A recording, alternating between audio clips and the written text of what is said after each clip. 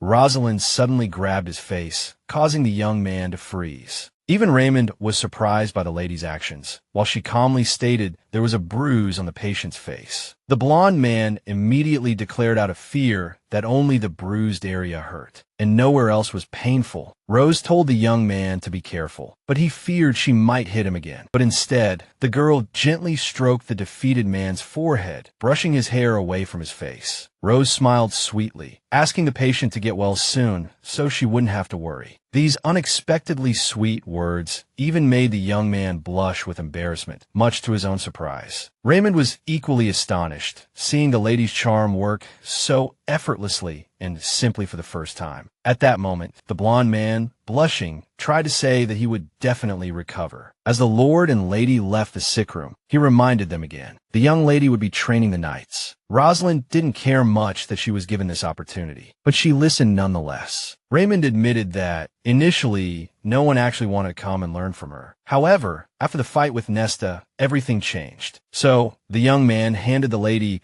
a whole stack of documents with the names of those wishing to join. Then he pointed with his hand towards the line of newcomers, telling the lady she could make her selection. The knights had indeed already lined up, each hoping to be chosen. Seeing the approaching knights, referring to Rosaline and Raymond, they greeted their superior in unison as commanded. Rosa didn't even look at the documents and began to size up the men personally, thus approaching them. Raymond felt a flicker of surprise as the girl silently handed the documents back to him. This was unusual, and it was the first time the Lord had witnessed someone begin their selection without even glancing through a few questionnaires. Meanwhile, Rosaline had already commenced choosing her students, approaching one young man who was clearly ill at ease under the lady's scrutinizing gaze. He remained motionless, however, and only after several seconds did the lady shift her attention, allowing him a sigh of relief. With the tension broken, Rosaline continued her passage through the ranks, still independently selecting her pupils. As abruptly as before, she stopped sharply before a girl standing calmly in a line. The lady then inquired if she was obligated to choose 5, to which the Lord replied that it was not necessary. Rose then pondered for a moment before selecting the very girl she had been observing as her student, after which she unhesitatingly chose the young man she had initially fixed her gaze upon as well. Raymond voiced no objection to this choice, merely consulting the list to learn more about those selected, but the other knights were quite displeased, murmuring that the lady had chosen students from among the commoners. Calling the chosen Eberhard and Letitia forward, Raymond dismissed the rest. In the end, only the 2 students Rose had just noticed stood before the senior knights. The Lord informed the newcomers that if they wished to achieve great things, they must heed Rosaline in all matters and learn from her. Eberhard and Letitia immediately affirmed they had no objections. A smile touched Raymond's lips as he recalled how Rosa, too,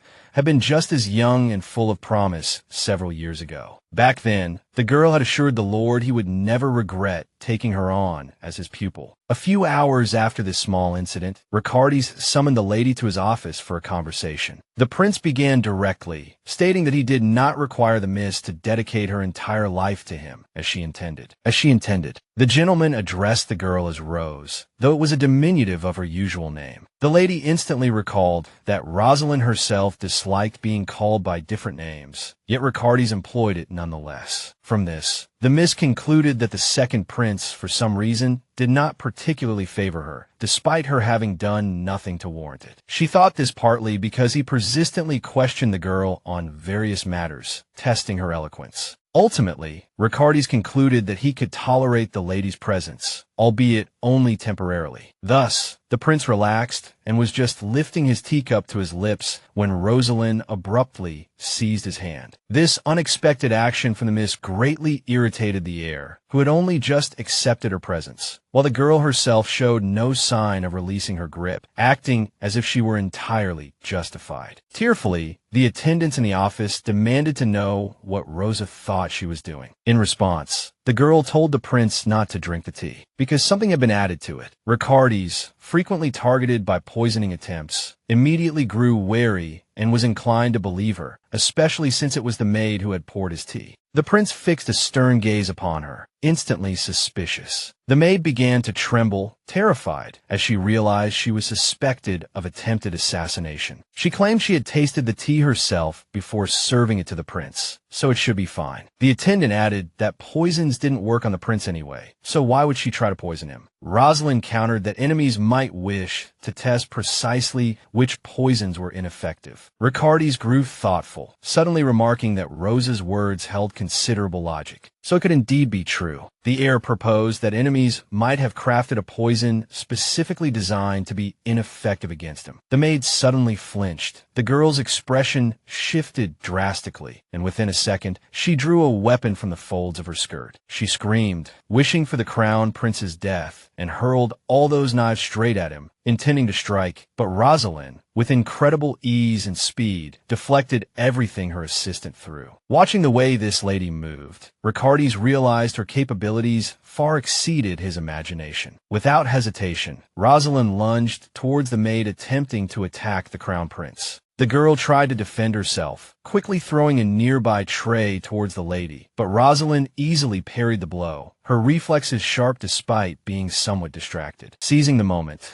the maid immediately rushed towards the crown prince, wanting to kill him as quickly as possible. Ricardes himself remained completely still, even allowing the weapon to almost touch him. And indeed, the crown prince didn't need to do anything, as the lady personally repelled the assistant's attack. To prevent the girl from falling and escaping again, and also to stop her from attacking, Rosaline grabbed her by the collar. The lady had already raised her fist, clearly intending to continue the assault as she had with Nesta. Those around hadn't even noticed when the lady had managed to sheath her sword somewhere again, resorting to her fists instead. One of the assistants shouted for the lady to stop, as the traitor could not be killed. These words affected Rosaline. She froze with her fist raised, but did not strike. Then, the reflection rather sternly pointed out that the girl was not yet dead. Ricardes stated they must first hear what the maid had to say before attacking, otherwise they wouldn't get any intelligence. The crown prince addressed Rosaline by her full name, which surprised the lady, causing her to pause. She released the traitor and stepped aside, ceasing the fight. Immediately, the heir asked the lady how she had realized the maid was the culprit, as she had disguised herself so well. Rosaline admitted that during this time, she had been relying heavily on her senses rather than her intellect. Thus, the moment she entered the room, she smelled the scent of blood on the girl, even though she was merely pouring tea. The maid couldn't deceive this creature. The crown prince noted with surprise that the lady possessed quite a keen sense of smell, something he could only envy. Furthermore, Rosaline was able to notice that the assistant was only pretending to drink the tea as she had been lying from the start. So she had carefully poured the tea into her sleeve, unnoticed by anyone else in the room. The lady informed him of this, and the man hadn't expected the lady to possess such keen observation skills as well. Suddenly, Rosaline realized with horror that the crown prince was still bringing the poisoned cup to his lips. Instantly, however, she leaped forward, covered the heir's mouth, and then took the cup away so he wouldn't drink anything. The crown prince's assistants immediately demanded the girl remove her hand and return the cup, as she was overstepping her authority. But the heir requested that if the lady wished for forgiveness, she should give the tea to him, not the assistants. This took everyone by surprise. The prince explained that he wanted to know what kind of new poison his enemies had concocted. While everyone in the room argued amongst themselves, Rosaline began examining the contents of the cup. Unbeknownst to the others, the reflection used its abilities to analyze the contents. Looking inside, the lady realized that magic had been deliberately mixed into the tea in the form of poison. During the training at the estate, Calic had shown his sister items infused with magic. The girl herself noticed that all these knives contained magical particles, which greatly surprised her. Her brother admitted he had confiscated these weapons from the enemy, but had no idea how they were made. But if there was magic in the poison, then the priest's healing would have no effect, which was extremely dangerous. So now, Rosaline told everyone that this poison originated from the hunting competition. The lady's words frightened and alerted everyone present, as the stakes were incredibly high. Ricardes asked the lady how she knew, given she had only glanced at the tea and hadn't even tasted it. The lady recalled her brother's words, instructing her never to tell anyone she could see magic. So, she countered by asking the prince if magic could be mixed with divine power. The prince indeed remembered that during the hunting competition, he had been unable to heal anyone. This fact deeply frightened the young man, though he tried not to betray his emotions to anyone. Ricardes dreaded the thought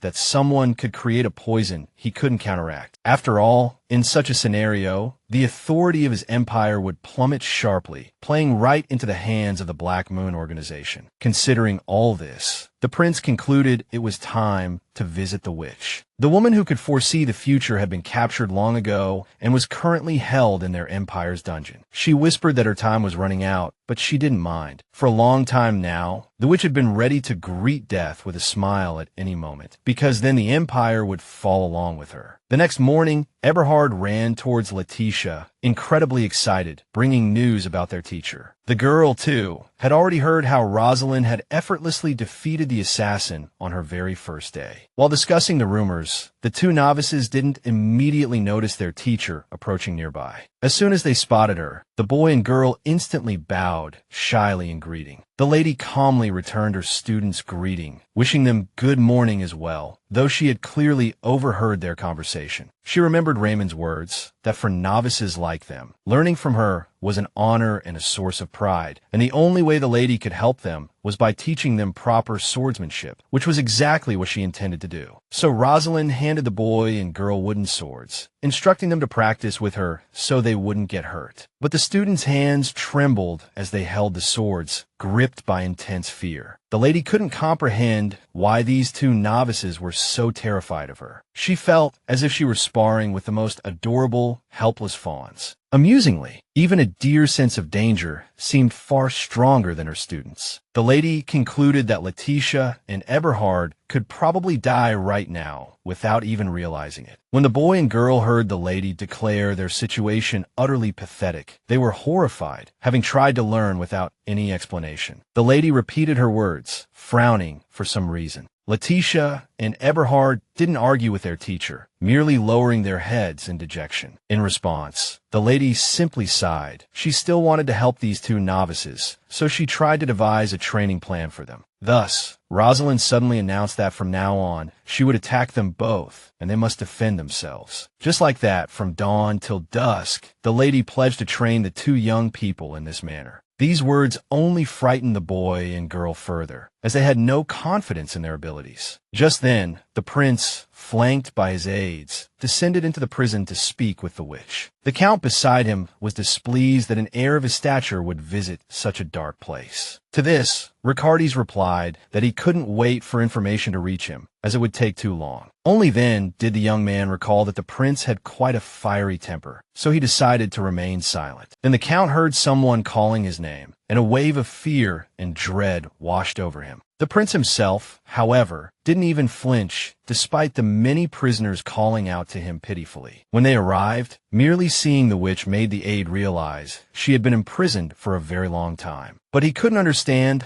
why the prince would seek out such a dangerous figure. As they approached her, the witch deliberately ignored everyone. She stared at the wall, which somewhat angered Ricardes, but he tried to calm himself, as he hadn't come here to argue. After a few seconds, the witch finally stood up, turning around, ready to speak. Apparently bored, she unexpectedly grabbed the bars with her hands, though it didn't help her in the slightest, despite startling the others. The woman covered her nose with her hand in disgust, disliking those from the empire. Seeing this, before starting the conversation, the crown prince specifically asked the witch how she was feeling. She replied that she was alive, though deeply unhappy being confined to a prison instead of walking free. Knowing the woman might attack, Ricardes ordered his aides to keep their distance from her, just in case. The witch chuckled, saying she merely wanted to touch the crown prince's hair, and that was the sole reason for her sudden lunge. In response, the crown prince sighed sadly, remarking that she still didn't understand how to communicate properly. He then produced the same vial of tea and handed it to the woman for inspection. The witch hadn't expected them to bring her such a thing and thus became quite interested. The woman was clever and highly skilled, so she didn't even need to taste it. She immediately recognized the black tea in the vial. Then she focused, bringing the vial closer to her face to examine its contents more carefully. Seeing the tea Ricardes had brought,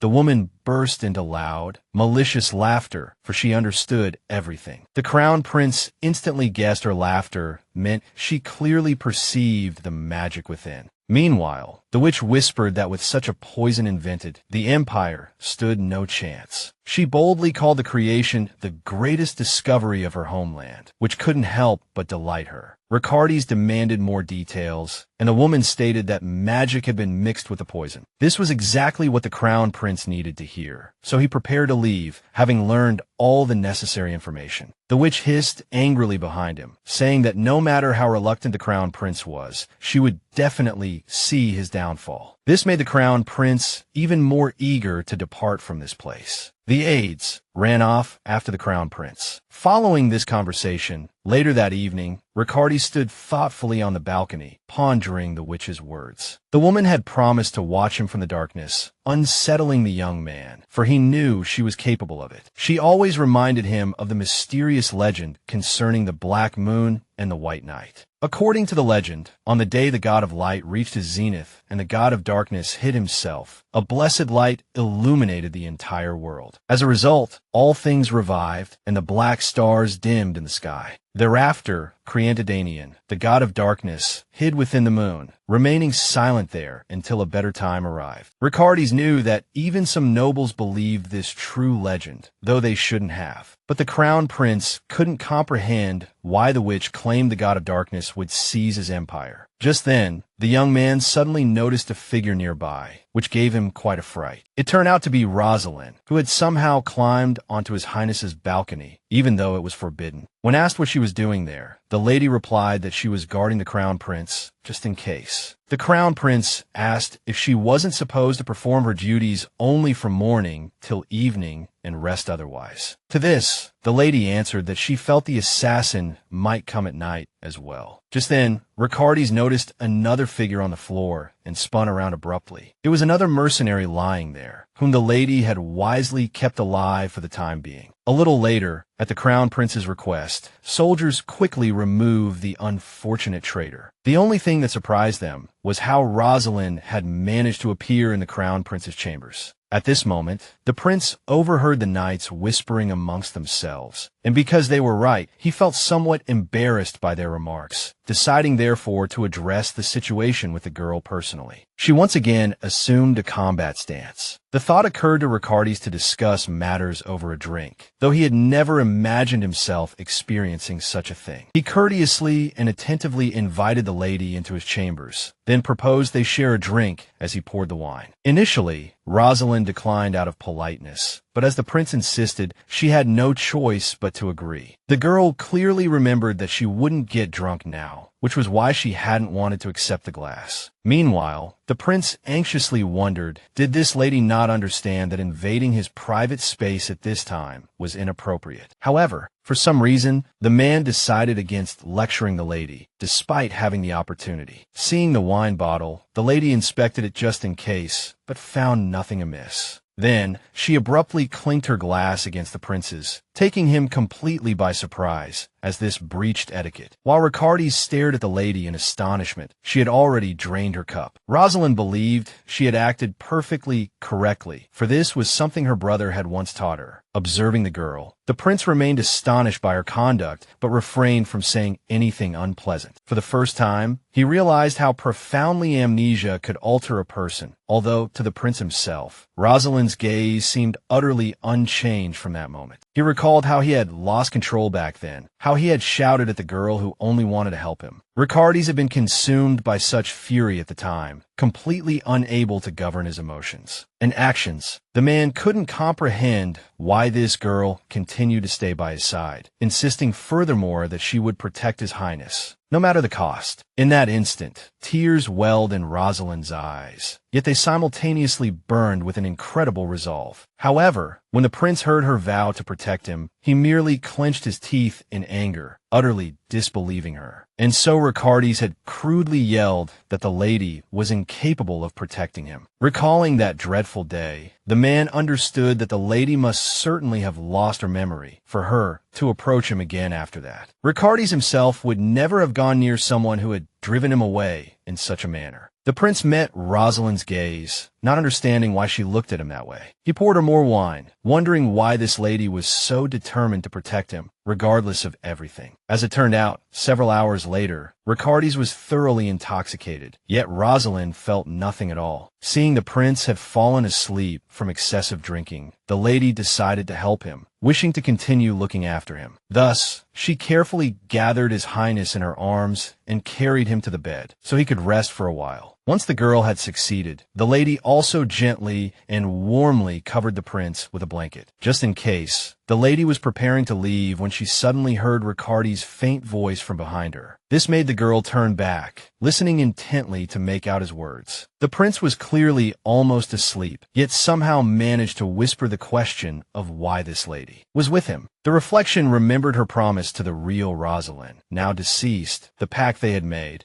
and so she reiterated to the prince once more that she would definitely protect him, though she offered no reason why. Meanwhile, in another mansion, Elpidio was smashing plates in frustration, having learned about Ricardes' recent undertaking. He couldn't believe Ricardes had actually conceived the idea of mixing magic and poison, and without even informing him. This infuriated the man greatly, as it signified his temporary setback and also placed him in a perilous situation. Precisely because of this, he felt powerless, shouting at his equally helpless assistants. One of the counts tried to explain that nothing could be salvaged, but it was useless. This was all because Elpidio himself knew this perfectly well, but was unwilling to admit it publicly. Although he had collaborated with Hackub, he had still found a way that could kill the first prince. At this moment, an assistant suggested that Elpidio make another deal with the Alliance, which might perhaps help. Upon hearing that every poison must have an antidote, the boy fell into deep thought. The Count knew that Balter had tried multiple times to contact the White Knights, and that they possessed relevant information. The prince had to admit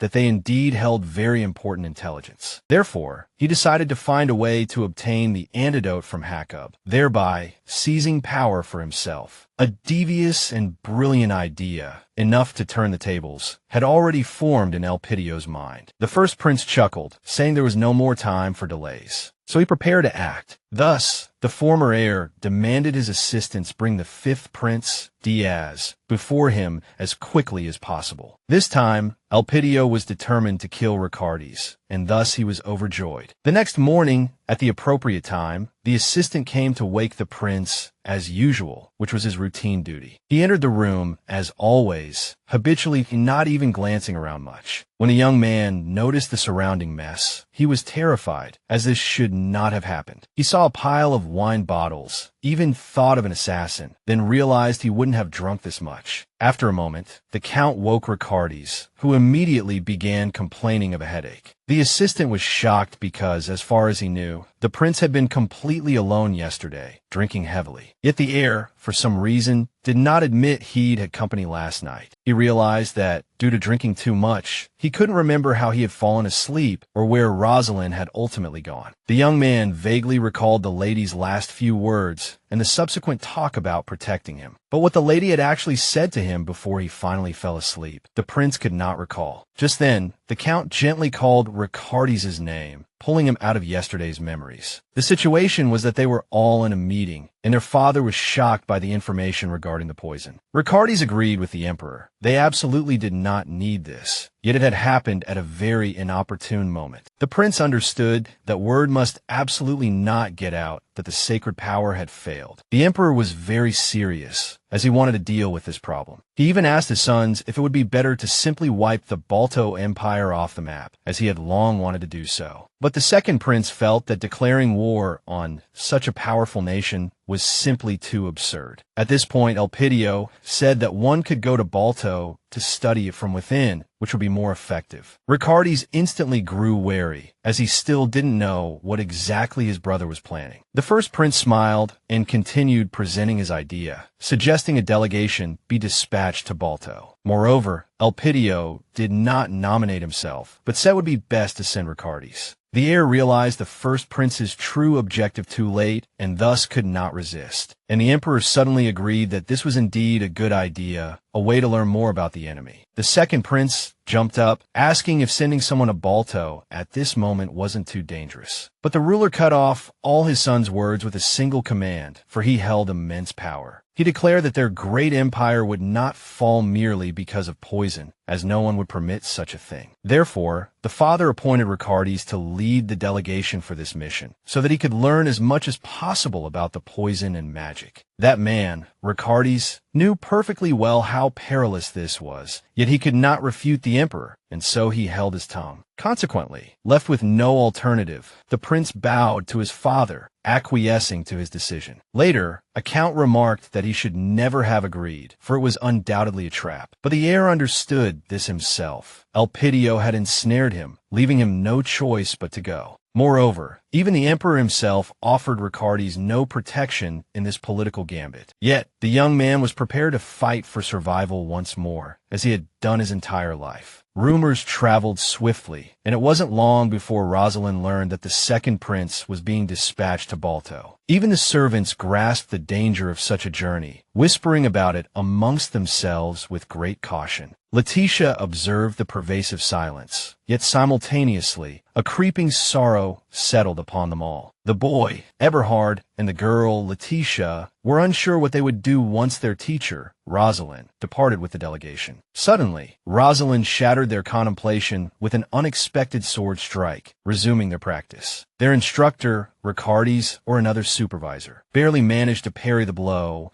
so unforeseen and potent was its force. Eberhard moved forward to aid the girl, Letitia, and together they began to contend with their teacher, Rosaline. The lady's, Rosaline's, own expression remained utterly unchanged, despite the earnestness of her attack, which could have potentially injured her assistants, the students. After a moment, she sheathed her sword, explaining that she would continue to attack the students without warning at any time. Thus, the lady commanded the boy and girl to persist in their training even after her departure. Only when the students pledged to exert their utmost effort, and even more, did Rosaline appear satisfied. Just then, several carriages laden with gold passed by them, and a single gold coin abruptly rolled away, heading towards where the trainees stood. Rosaline noticed it, and her curiosity piqued, decided to bend down and retrieve it from the path. The girl had never examined a gold coin closely before, finding herself intrigued by the gleaming object. At that very instant, a figure approached her, also intending to pick up the very same coin as it belonged to him. Their hands brushed, but the stranger was slightly quicker than the lady, Rosaline, who barely registered his presence. And so the fellow, the stranger, gently touched her hand, requesting that she refrain from touching the lost coin, as it was not hers. The stranger elaborated that they were transporting all of this wealth to the prince in Balto, hence none could be taken. Much to Rosaline's astonishment, the boy then flashed a brilliant smile at her, as if they were old friends. Suddenly, as if confirming this notion, he spoke her name, remarking that it had been a long time since they last met. Instantly, the guards positioned behind the girl bowed in greeting to the fifth prince, whom they had recognized. Diaz abruptly inquired if the lady could spare him a moment. He wished to talk. The young lady, Rosaline, consented, and they strolled past beautiful trees, which the fellow, Diaz, paused to admire. The lady, Rosaline, herself was uncertain what to think,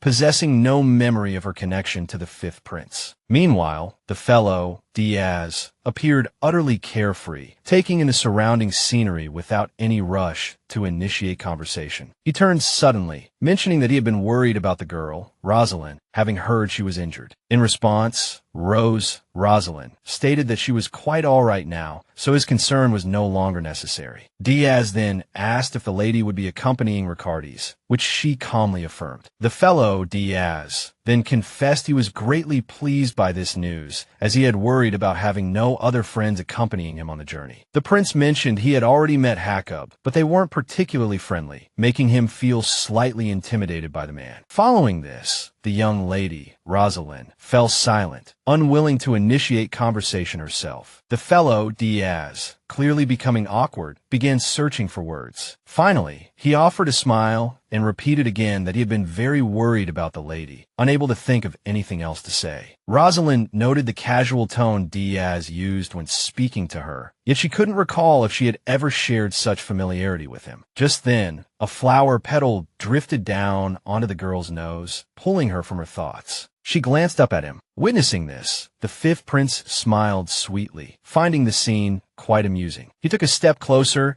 and gently brushed the petal from the girl's nose, though it wasn't truly necessary. Rose quickly assessed him to ensure there was no danger, finding none. Thus, the lady simply thanked him for his help, tactfully omitting that she hadn't actually needed it. Diaz felt slightly embarrassed, so he smiled and pocketed the petal, understanding the situation perfectly well himself. To change the subject, he abruptly asked the lady if she remembered him, to which she honestly shook her head. Hearing this, the fifth prince was visibly crestfallen but maintained his composure as best he could. He confessed that when the attack first began, he had searched everywhere for Rosaline but couldn't find her. The lady inquired how far away her location had been at the time, and the boy replied that it was in the completely opposite direction. The prince apologized for not being able to offer any help or even look for her, as he couldn't break away. He added again that he was glad the lady had ultimately recovered on her own and hadn't required any assistance. The girl noted with surprise that the fifth prince seemed to smile a great deal for some reason, something she hadn't witnessed before. Consequently, she responded in kind, offering him a smile as genuine as she could muster. When Diaz saw the lady's beautiful smile, he became quite shy, as this too was a first for her. The boy even forgot what he intended to say, merely turning away to hide his deepening blush. Finally, he managed to stammer out that they would. Then, the girl sank into serious thought, reviewing all the information she had gathered, as something wasn't adding up in her mind. Raymond had previously admitted that he hadn't seen her during the battle at the hunting competition, neither at the beginning nor the end. After her conversation with Diaz, the lady once again pondered her death on that incomprehensible night. She clearly realized that not only had no one seen her, but Rosaline hadn't even been on the battlefield at the time. Immediately after the contract was formed, the entity had healed all the physical wounds to study them. Thus, it had noted a very strange and severe wound on the girl's back, one that couldn't possibly have been inflicted by a human. Now, the entity wondered if perhaps someone else had attacked Rose that day, someone unknown to anyone. But for the moment, the lady had to meet her brother, who was already waiting for her, so she hurried towards him. Upon seeing the girl, the boy, Calix, was pleasantly surprised, as her demeanor was exactly like the Rosaline of old. The young lady even ran forward to embrace Calix, just as the former Rose would have done, prompted by a sudden impulse. Then, the sister looked at her brother and smiled gently, saying nothing, as words were unnecessary. The boy noted with astonishment that the Rosaline before him smiled much more naturally now, as if she were gradually adapting to social interaction. He admitted to himself that, for a fleeting moment, the lady truly reminded him of his sister, though it seemed almost impossible. Nevertheless, the boy couldn't restrain himself and quickly pulled away, because she wasn't truly his sister. Yet, Calix noticed during his conversation with the girl that her social skills had significantly improved. The lady, in turn, mentioned that Ricardi's had ordered everyone to see their families before his potential demise, which was why she had come. The prince's words didn't surprise the boy in the least, as he, Ricardi's, was frequently targeted by attacks. Calix understood the prince's fear knowing Harkab's close ties to the Black Moon posed a danger to them. He earnestly cautioned his sister, who was enjoying her food, to be more careful, but suddenly, Rosaline cut her brother off, her gaze fixed on something distant. She then handed the food pouch back to him, an unexpected gesture, as he knew how much his sister loved it. Before Calix could grasp what was happening, his sister abruptly dashed away from him for reasons unknown, heading straight towards the massive wall before them, as if she had noticed something. Her brother watched in astonishment, realizing someone must be behind the wall. Judging by Rosaline's expression, which radiated unconcealed hostility, it was indeed the case. Without hesitation, Rosaline crouched low, visibly tensing every muscle in preparation for her next leap. Before her brother could utter a word, she cleared the wall in just a few bounds. Rosaline's actions filled Calix with fear and alarm, though he knew he couldn't stop her. Yet, as Rosaline vanished from his sight, he resolved to follow her and find out what was going on. Furthermore, the sound of screams from the other side of the wall heightened his anxiety. Calix quickly moved around the wall, keeping a slight distance, and called out, asking what was happening. Imagine his surprise when he saw Rosaline attacking certain individuals. It was Eberhard and Letitia, but Calix didn't recognize them, and thus completely misunderstood the situation. Consequently, Calix shouted that he had bought his sister cake, urging her to stop. This momentarily distracted Rosaline, and Letitia immediately decided to seize the opportunity to escape. The girl fled with all her might, but her escape did not go unnoticed by the observant and sharp Rosaline. With a glint in her eyes, Rosaline quickly assessed the surroundings, determining where to strike. She then threw her sword, landing it precisely in front of the fleeing girl, startling her immensely. Realizing she had once again failed to escape her teacher, Letitia silently gave up. Rosaline walked over to retrieve her sword. The training session was over, and there was no need for further combat. She calmly announced that her students had died again, sheathing her sword with a hint of disappointment. She began to scold the boy and girl for their lack of attentiveness, once more, explaining that they should have been aware of all surrounding sounds, including the sound of her leaping onto the wall. Watching the training, Calix found himself smiling unconsciously, somewhat enjoying the spectacle. After a moment, when Rosaline was free, he resumed feeding his sister, much to her delight. Her brother even noted how significantly his sister's mood had changed. She could now express genuine joy, whereas he clearly remembered how distant and cold Rosaline had been initially. But now, the reflection in the mirror looked like the most ordinary, happy person living a normal life. However, her brother hadn't expected to hear his sister confess that her heart raced whenever she saw Ricardus. Rosaline still couldn't understand why her heart would beat so wildly for no apparent reason back then. Even her brother couldn't provide a proper, truthful answer to this question, so he simply said he didn't know. The only thing he did was reassure his sister, claiming his own heart raced when he saw the prince. After that, he changed the subject, expressing his concern about his sister's journey to Balto, because it was dangerous. But Rosaline herself remained calm, as if anticipating they would discuss something of this nature. And Calix was genuinely worried that his sister's well-being would be endangered again, something he desperately wished to avoid. Seeing the young man lost in thought for some reason, the lady cautiously called out to him, but it had no effect. He recalled how he had pleaded with the lady to stay, even though she was clearly ready to leave. Both then and now, Calix understood that all his words and persuasions would be empty and futile. Yet, observing the girl, the young man found no reason for concern. As it happened, the lady had found good company and was able to start living again, at least a little. Rosaline had even somehow learned to smile, which made her seem like an ordinary person. So when her brother said he would wait for his sister to bring back food, she smiled happily at him, and then she suddenly patted Calix's head, saying he was very good, which he hadn't expected. The young man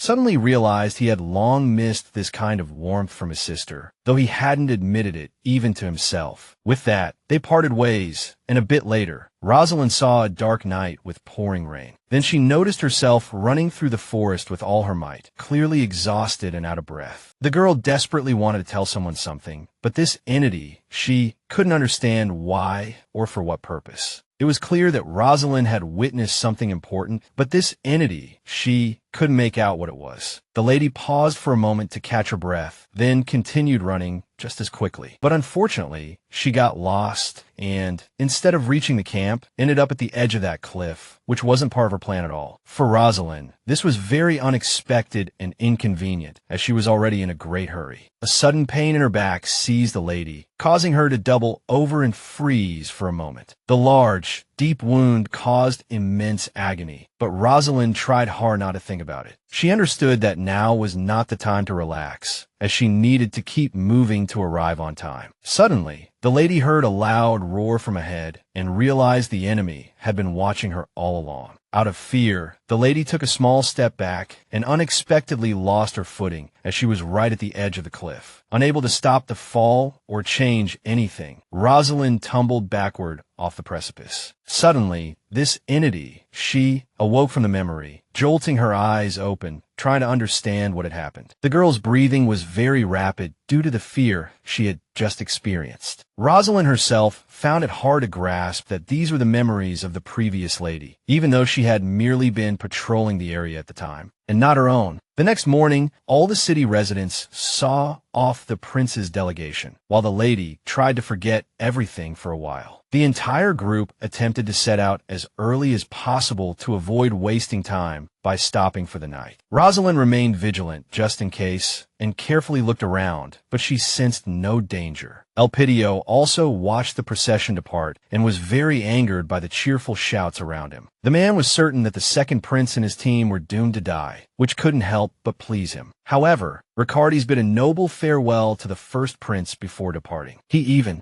had the audacity to promise that he would definitely find a mastermind behind the poison manufacturing, however insane that might be. His brother's arrogant words and confidence only infuriated Elpidio further, causing him to hate him intensely. So he ordered his aide to ensure Ricardes would not return. The heir himself was unaware of such an order, although he suspected there would be assassination attempts. But several peaceful days had passed since their departure, which greatly pleased the prince for the time being. Indeed, deep down, the man still didn't believe that everything would go so smoothly. He had expected an attack as soon as they left the empire, but it hadn't happened, leading the second prince to conclude that Elpidio had decided to set an ambush for Ricardes instead. The prince was well aware of what might happen on the return journey, so he had prepared accordingly, ordering his soldiers not to let their guard down. But for now, seizing the slight opportunity available, the young man decided to take at least a brief rest. Suddenly, one of his aides approached him, wishing to convey something important. The knight warned that Bolta would be intensely hot, so they should prepare as best they could. Ricardes inquired if they had sufficient water, and the aide reported that Rosaline had located a clean spring. It remained a mystery to everyone how a girl of noble lineage could be so familiar with the forest. Nevertheless, the prince was grateful she had helped find water, as it was crucial for everyone. Somehow, she had even gone a step further, managing to hunt and bring back the carcasses of several rabbits. Boldly and confidently, the lady presented her spoils to the surprised heir. Feeling somewhat awkward, the heir asked why the girl had gone hunting in the forest, given that no one had asked her to. Rosaline responded by thrusting the rabbits firmly into Ricardes' hands. Despite his desperate objections, she then smiled sweetly, stating that she wanted to share the food with him, as it was important to her. But the second prince was far from pleased with such a gift. Instead, he was quite angered, as he himself disliked hunting. Consequently, Raymond later reprimanded Rosa, explaining that one could not treat a person of such high status in that manner. The young lady surprised the Lord by saying she thought freshly caught meat would be tastier. In the end, the Sir sorrowfully informed the prince that he would take responsibility for the lady's actions. Hearing this, Ricardes sighed and stated understandingly that it was time to organize a hunting competition. The young man glanced at the girl's crestfallen face. She had genuinely been trying to help all this time. Rosaline's emotional state made the prince feel somewhat awkward, so he changed his mind about punishing her. Instead, the heir decided to support the lady by asking her to catch some rabbits for dinner. Hearing this, Rosa beamed with joy, as she truly wanted to do just that and understood the command perfectly. As a result, a short while later, the reflection was leaping through the trees, rushing off to hunt as quickly as possible. Meanwhile, thoughts about that dream kept troubling the girl, memories flooding back. What worried the lady was that she couldn't recall anything else at that moment. Suddenly, Rosaline heard the cry of an injured deer somewhere nearby, clearly pleading for help. She immediately remembered how the nights back at camp set animal traps to catch game. So the lady leaped down from the trees, wanting to be the first to find the poor, trapped deer and help it. Imagine the young lady's astonishment when, upon approaching, she saw the creature emanating magic, and not just any magic,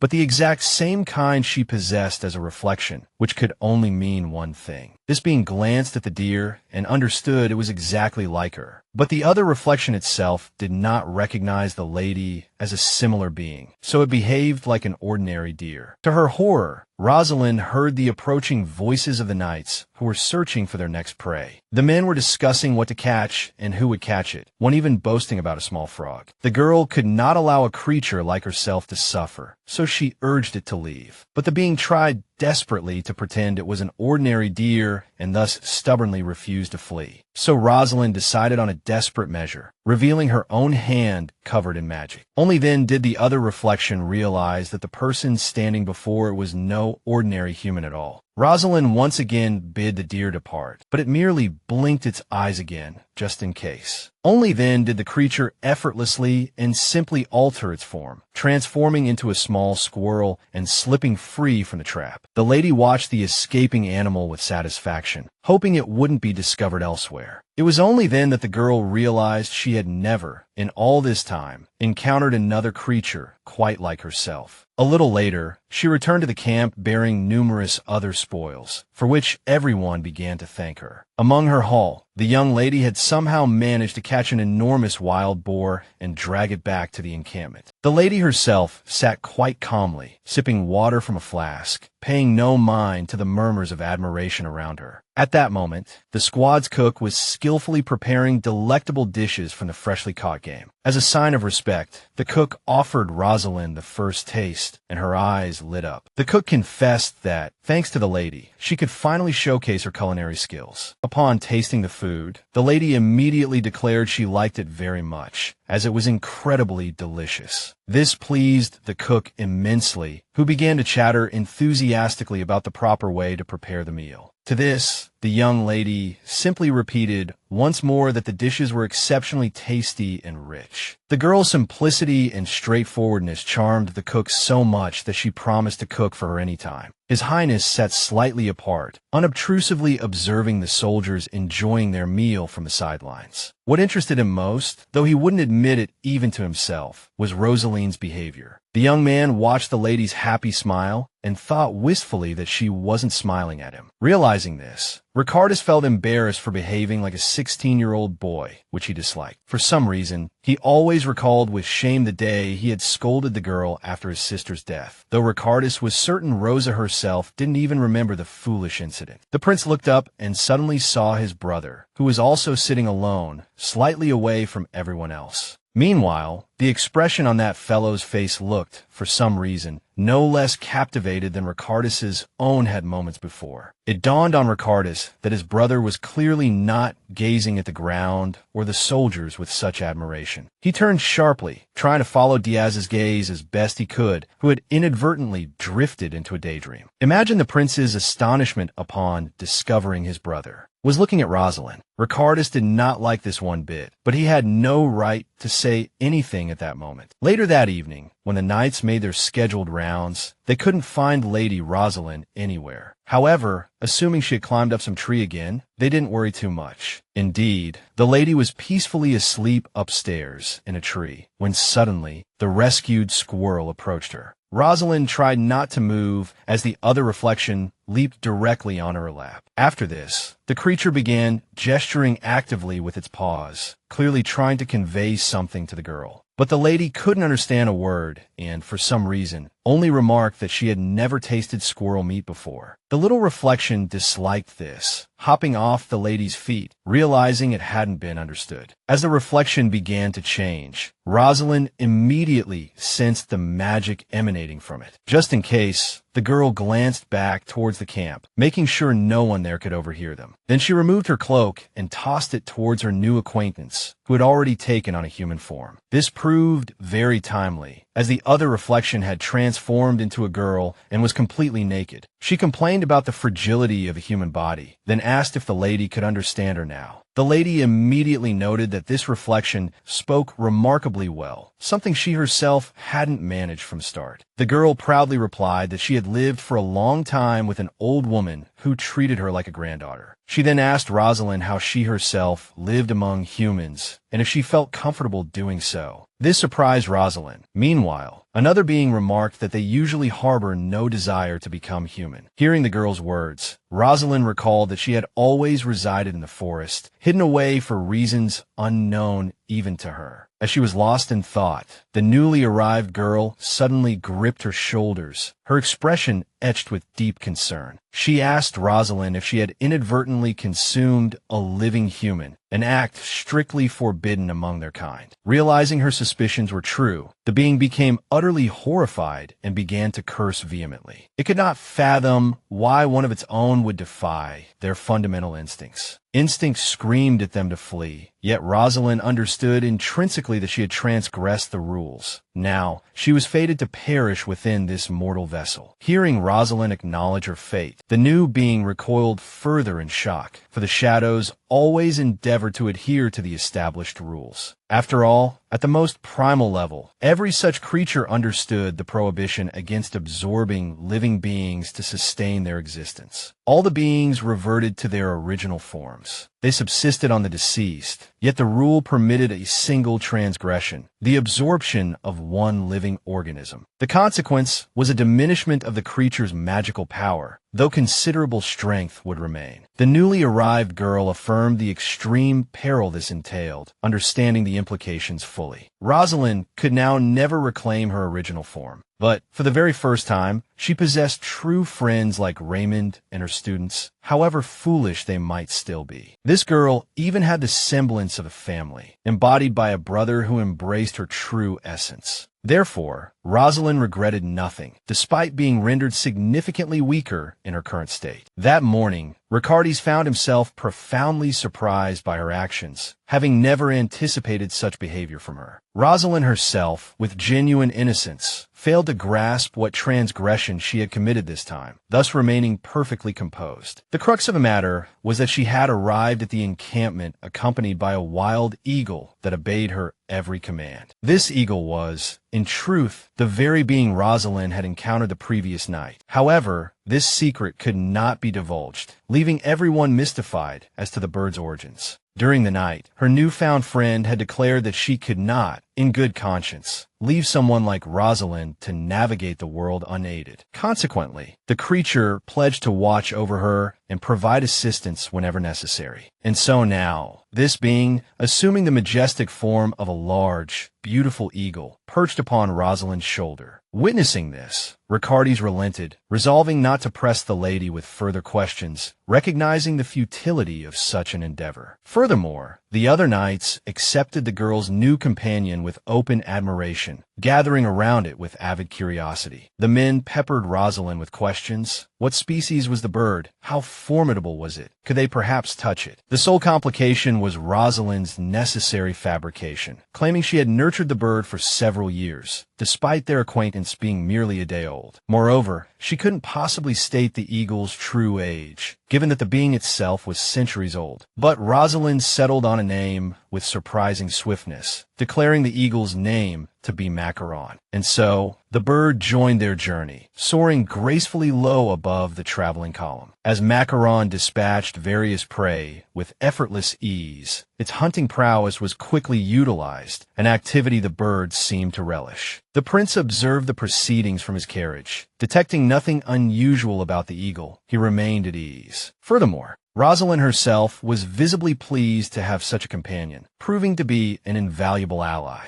The prince marveled inwardly at the girl's uncanny ability to perpetually find herself enveloped in some form of commotion. He knew, because of this very trait, that he must maintain vigilant surveillance over Rosaline, just in case. Ricardes also noted that Diaz frequently cast discreet glances towards the girl, seemingly ensuring her well-being. At that moment, an aide approached His Highness, informing him of their imminent arrival. The prince's brow furrowed instantly. He knew it was precisely in Bolta that all truly serious affairs were set to commence. He commanded the captain not to miss the moment of crossing the border under any circumstances, and the man obediently had the knights regroup for an orderly procession. Rosaline didn't know what awaited them in the foreign land, so she remained vigilant, while her companion Macaron surveyed the vast expanse from the sky. Upon the detachment's arrival, the guards of Bolta immediately rushed to open the gates. They were so immense that it took a considerable amount of time to swing them open. But the captain was already prepared to meet the guards and any dangers that might lie in his path. However, a mild-mannered minister of Bolta named Attila immediately came out to greet the detachment. The man offered a warm greeting and promptly bowed courteously, wishing to make a favorable impression. Analyzing the situation, the captain nodded, signaling that they could proceed. Seeing no danger, Ricardes, as the leader of the troop, dismounted from his carriage to converse with the minister. Upon seeing the prince, Attila even shielded his eyes with his hand, dazzled by his radiant beauty. He immediately bowed deeply, inquiring if the long journey had been tiring. As the man spoke, the second prince once again thought him rather talkative. After concluding his brief monologue about how hot the weather was there, the minister led the detachment into the palace. Rosaline was riding calmly with the others when Raymond suddenly addressed her in a low voice. The gentleman, with evident concern, asked the young lady where her eagle, Macaron, had gone. Somewhat unsettled by this, the lady vaguely replied that he was nearby. In truth, she knew perfectly well where her new friend had gone, but she couldn't tell anyone. The crux of the matter was that the eagle avatar had deliberately transformed into a small mouse. And Rosaline, much like her helper, sensed an unstable and frenzied aura throughout Bolta. This weighed heavily on both avatars, but there was nothing they could do at the moment. But now Rosaline could finally pinpoint the source of that part of the poison from the tea. Typically, such energy emanated from a fierce, predatory, and quite rare creature called Missoura. And in this country, for some reason, nearly every guard carried that exact same aura. This troubled the lady, so she decided to discuss it with Macaron back in her room. The most crucial thing for the girl was that no one in Bolta had yet detected the magic within her. The mouse concurred, adding that many people here were likely part of a special group. Before quickly moving towards the avatar, Rosaline told him, Macaron, to flee if he sensed danger. The mouse urged the lady to escape as well, but she stated that unfortunately, she could not. The lady turned and explained that she had someone to protect, which was why she couldn't run. Now, the girl intended to protect the second prince here at all costs. The young lady noticed that, for some reason, the mouse had started speaking in what seemed like a normal tone for her, unlike before. She asked the creature what was happening, but it couldn't answer this puzzle itself. Just then, Raymond knocked and entered, asking if Rosaline had finished unpacking. He then announced that the prince had ordered everyone to assemble. This surprised the lady. Once everyone had gathered, Nathan began speaking about how well they had cooperated on the road. In response, a knight's voice from the crowd jokingly requested a pay raise. At that moment, Rosaline also heard Macaron's soft whisper, remarking that the captain was quite handsome. The captain himself stated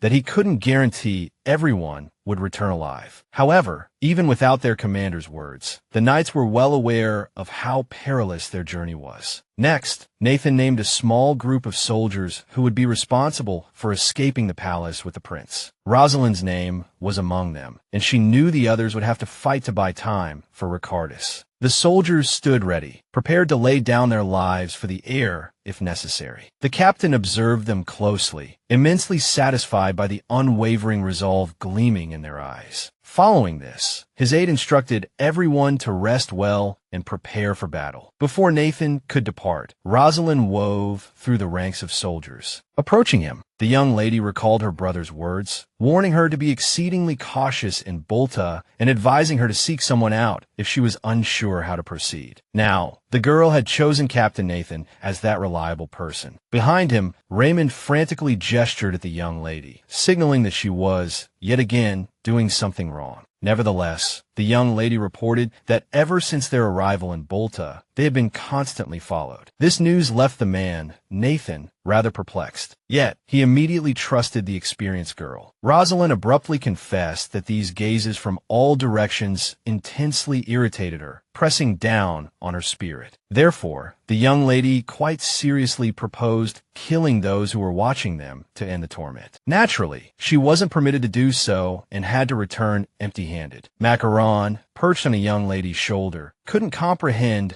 why humans worried so much over trivial matters. This was all because Nathan, realizing Rosaline's murderous intent was genuine, felt utterly terrified. Even Raymond chimed in, stating that under no circumstances should the girl kill anyone, given they were in a foreign land. He explained they had arrived as a peace delegation and thus shouldn't provide any reason to start a war. The Lord, Raymond, too found the surveillance unpleasant, but he had no desire for a fight afterward. The gentleman, Raymond, added that no matter what Rosaline attempted, she must not lay a finger on anyone. This still left the girl feeling somewhat aggrieved, her actions restricted. Suddenly, Macaron leaped onto the floor, declaring that Rosaline herself couldn't do anything. Following this, the little creature, Macaron, proclaimed that she herself would go and stalk those who were stalking them. The young lady watched her friend with concern, then realized there was something she herself could do. At that moment, the prince, after the arduous journey, was carefree, changing clothes in his chambers. His aide handed him fresh garments and informed him of his schedule for the day. Ricardes was pleased to hear he only needed to meet with the minister. Abruptly, for the umpteenth time, Rosaline burst into His Highness's room without knocking. The heir, Ricardes, flushed crimson with embarrassment, barely managing to cover himself. The second prince demanded the girl explain what was happening and why she was in his room. But the young lady replied that she needed to check something and began inspecting all the surrounding objects. She even peered inside all the vases to ensure everything was in order. Ultimately, however, Rosaline found nothing suspicious anywhere in the room. Furthermore, even with the aid of her magic, the young lady still sensed nothing untoward. Thus, she turned to the half-dressed prince and suddenly, quite bluntly, declared him a handsome man. The heir, stunned by such brazen remarks, froze for a good moment. But the aides were instantly horrified, as one simply could not address the prince in such a manner. Meanwhile, the young lady continued, stating she wished she had muscles and a physique like that too, but alas, she was a woman. At this, Ricardes muttered something under his breath, which immediately piqued the young lady's interest, causing her to listen intently. And the heir, Ricardes, practically roaring, demanded the girl leave his chambers at once. Consequently, the young lady had to return to her own room, so as not to disturb anyone further. She immediately called out for the little creature, Macaron, hoping it had returned from its stroll and learned something. But no matter how the girl called for her friend, the room remained silent and empty. Okay, then, with nothing else to do, the young lady wandered the palace, searching for Macaron. Suddenly, the girl spotted a cat darting out from a corner, a mouse clamped in its jaws, clearly long dead. The sight terrified Rosaline, who mistook it for her friend. But then, the cat dropped the mouse from its mouth. It had merely been toying with it all along. Rosaline realized it wasn't her friend at all, though fear still lingered. And so, the girl began to call for Macaron more urgently. The palace held far too many dangers for him. Without a second thought, the lady stopped merely calling for the eagle and started searching the entire palace for him. It was during this search that she stumbled upon another person. The man from Bolta emerged displeased from the bushes, asking the young lady what noise she was making. It was Rosaline's first time seeing him, so she didn't know how best to address a stranger. Just then, the stranger noticed the girl and was clearly intrigued. As he approached, he carefully and very gently took a strand of her hair, wanting a closer look. The man explained his action, saying the lady's hair was exceptionally beautiful. He then asked her name, and the girl replied Rosaline, as she didn't wish to lie. The stranger smiled, remarking that the lady had a very lovely name, and let out a soft chuckle. The girl looked at him, thinking he seemed like a kind person, because he kept offering compliments. Yet, despite this, Rosaline felt a strange sense of unease stirring within her for some reason. Then the young man introduced himself as Hakubu, the firstborn son and the prince of Isera Dawn. Only then did it dawn on the lady that this man was their target all along. She immediately bowed, stating it was a great honor to meet him. But to this, Hakubu declared that if the young lady was in Bolta, then she should greet him in their manner. With those words, the man stepped closer and planted a kiss on the lady's cheek, startling her greatly. He then stepped back, stating it was his father's will, and thus no one should object. But Rosaline strongly objected to being so close to a Boltan man she didn't know. At that moment, she recalled Raymond's words about the local greetings being different from theirs. The man had explained that those of higher status would kiss the cheeks of those beneath them. The Lord had added that a simple handshake had always been perfectly normal in their own country. It was for this reason the lady reacted calmly to the prince's unusual greeting, having been warned beforehand. Looking at the man's smiling face, the lady wondered if she should kiss him back. As if hearing her uncertain thoughts, Hakubu smiled even more brightly and sweetly, then inclined his head towards the girl, apparently to make it easier for her to reach his cheek. But even with the prince leaning down, Rosaline had no desire whatsoever to kiss him, as it would be her first time doing such a thing. However, seeing no other way out of the situation, the lady reached towards the prince's cheek. Suddenly, a hand yanked her back forcefully, pulling her away from Prince Hakubu. It was the fifth prince, Diaz, who had arrived just in time to witness the scene. The man glared darkly at the heir of the Boltan Empire, an expression rarely seen on his face. In response, Hakubu merely grinned confidently, believing himself to be in the right. Diaz then shouted at the prince, saying that following his country's customs was making a mockery of Rosaline. The blonde man reminded the dark-haired one that they had never greeted each other this way before, as foreigners were treated with courtesy here. He turned to the girl, asking her forgiveness for grabbing her so abruptly earlier. He smiled, saying that Ricardus was looking for the lady, so she could go to him first. Realizing he couldn't keep Miss Hubbard, he told Rosaline they would meet again. Since the girl didn't want to argue with the princes, she simply curtsied and left. The only thing Rosa didn't understand was why she had heard so many footsteps if only Diaz had arrived. While the boys were talking, the lady still sensed a strange presence. This presence came from all directions, and these individuals were as formidable as the soldiers guarding the palace. Analyzing the situation, the lady realized the two princes had arranged beforehand to meet in such a place. However, due to the numerous guards, the lady dared not eavesdrop on their conversation herself. As the lady walked through the palace towards Ricardis' chambers, she suddenly heard someone call her name. Looking up, the girl saw Macaron, who reported having scouted the entire palace. The mouse leaped onto the lady's shoulder, saying there were many individuals with powerful auras around, and they were bloodthirsty, possessing power that could potentially run rampant. The mouse concluded that these individuals clearly weren't born with all these abilities, which would be impossible for humans. Macaron noted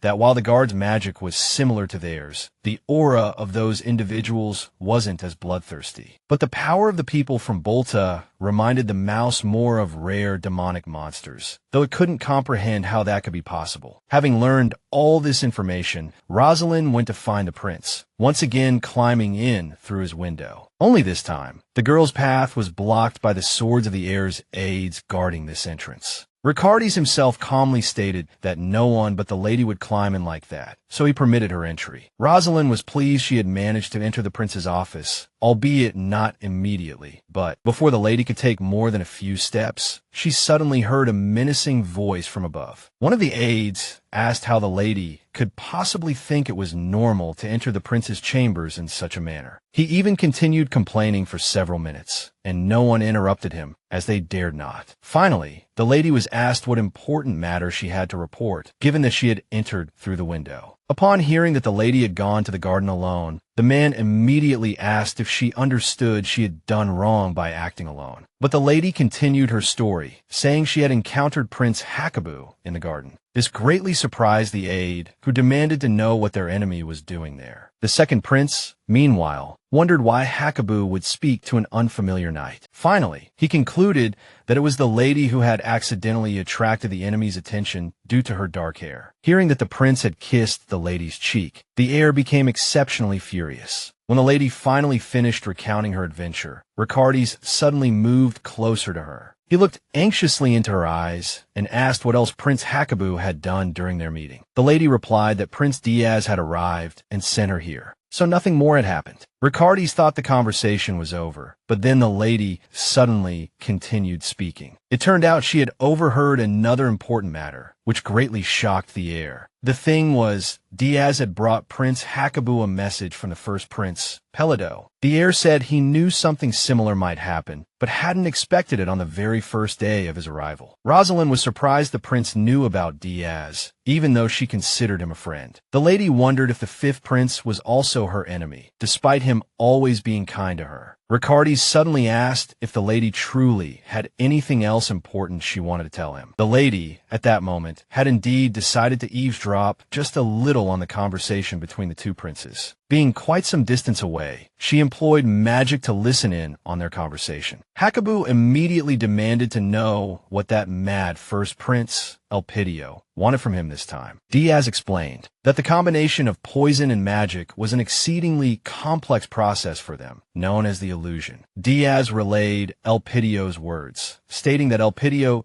desperately wished for Hakubu to trust him in their relationship. Completely unexpected by the fifth prince, the son of Bolta's ruler suddenly burst into laughter. Hakubu asked if Elpidio wanted him to hand over the antidote, which the blonde Diaz confirmed. The mention of the antidote for the poison of division only deepened the smile on the Bolta prince's face. He then calmly, yet with a hint of anger, declared that his poison had no antidote whatsoever. The next morning, Ricardes, accompanied by his aide, was walking through the palace on official business. Suddenly, Rosaline screamed at him to be careful and unexpectedly tackled him to the ground. Only then did the young lady decide to inspect the object that had been flying towards the air. It turned out the girl had merely saved the second prince from an ordinary little insect. A bee had flown towards Raymond, likely Ricardes or someone nearby, and he had tried to shoo it away to prevent anyone from getting stung. Consequently, Ricardes concluded that Rosaline was far more dangerous to him than this place, or this bee. But the young lady paid no heed to the prince's words, as she sensed the magic around them intensifying. Thus, the young lady began shouting for the heir to be even more cautious, even when someone brought him a drink. When a lovely cat approached the prince, the young lady urged Ricardes to be more careful. Even when one of his aides tried to get close to the prince, the young lady was visibly worried about it. Eventually, Nathan decided to intervene in the situation and speak to the young lady about her strange behavior. But after looking at her, he concluded she wasn't doing too badly and even praised her. Ricardes had to personally request Rosaline to stop being so overly protective of him. He explained that her suspicion towards his aide was, at the very least, highly disrespectful. The prince couldn't comprehend why Rosaline had suddenly become so suspicious of everything. In the end, the girl even apologized to the heir for causing him some inconvenience. That night, Ricardes couldn't sleep, still pondering Rosaline's behavior during the day. Suddenly, he heard a rustling sound in his room and warily opened his eyes. Just as the heir expected, the restless young lady had somehow miraculously found her way back to him. Astonished, the heir asked how the young lady had gotten in, as he hadn't heard the door open. To this, the girl calmly replied that entering the prince's room through the ceiling posed no problem for her. The girl admitted she had initially tried to come in through the window, but had been caught. The heir asked how long she intended to stay there, and the young lady hoped she could stay until morning. In response, Ricardes stated that tomorrow would be a tough day, so she had better get some rest. Rosaline asked if she could lie down under the prince's bed, but he tried to make her leave. The heir once again expressed his indignation that the young lady had come to him and wanted to stay. But then the girl said she was simply scared, which greatly surprised the second prince. It turned out Rosaline was worried that everyone could easily die. Ricardes realized the young lady was right, and he was even speechless about it. So, the young man made up a bed for the girl on the sofa, saying it was better than under the bed. After Rosaline lay down, he told her not to do any more foolish things in her typical style. Rosaline immediately asked what the prince meant, but he initially, out of annoyance and embarrassment, remained silent, only replying after a moment that she'd better do nothing at all, as she would most likely mess things up. Then the young lady wished Ricardes good night, which made him suddenly laugh. It had been a long time since the heir had heard such pleasant words spoken for his sake, though he enjoyed them greatly. That night, the young lady, Rosaline, had a dream where Ricardi's sister, Cestia, held documents, counting how many people had died. Rosaline thought there were 900 people, but the prince's sister corrected her. With a sad smile, she regretfully stated that, for some reason, those 23 knights had not been mentioned. Yet, even in such difficult circumstances for everyone, the princess still tried to smile. The young lady, Rosaline, was surprised that despite everything that had happened, Miss Cestia had become so compassionate. Rosaline called out to the girl, Cestia, telling her she had better put the documents back quickly, otherwise Ricardi's might notice his sister was in his office again, and would be angry about it. In response, the princess declared that her visit must remain a secret from her brother. Sitting in Ricardi's chair, the young lady, Cestia, asked the aide, Rosaline, if she had ever been on the battlefield. Rosaline calmly replied that she had fought, although only behind the military lines. Hearing this, the princess visibly slumped, lost in thought, as she found such things distressing to hear. To Rosaline's surprise, the girl, Cestia, suddenly confessed that when she thought about these matters, she became very frightened. Cestia emotionally asked why people around her often died so easily, as this was what worried her the most. Watching the princess, the aide, Rosaline, realized how hard she tried to show only her bright side. But no one knew exactly what was happening or how the dark side would fully reveal itself. So just in case, Rosaline confidently declared that she would protect the princess at any cost. These words deeply moved Cestia, giving her hope that everything would eventually be all right. So she smiled happily and gratefully at her loyal and strong aide, Rosaline. A few days later, due to an attack, the prince and princess had to leave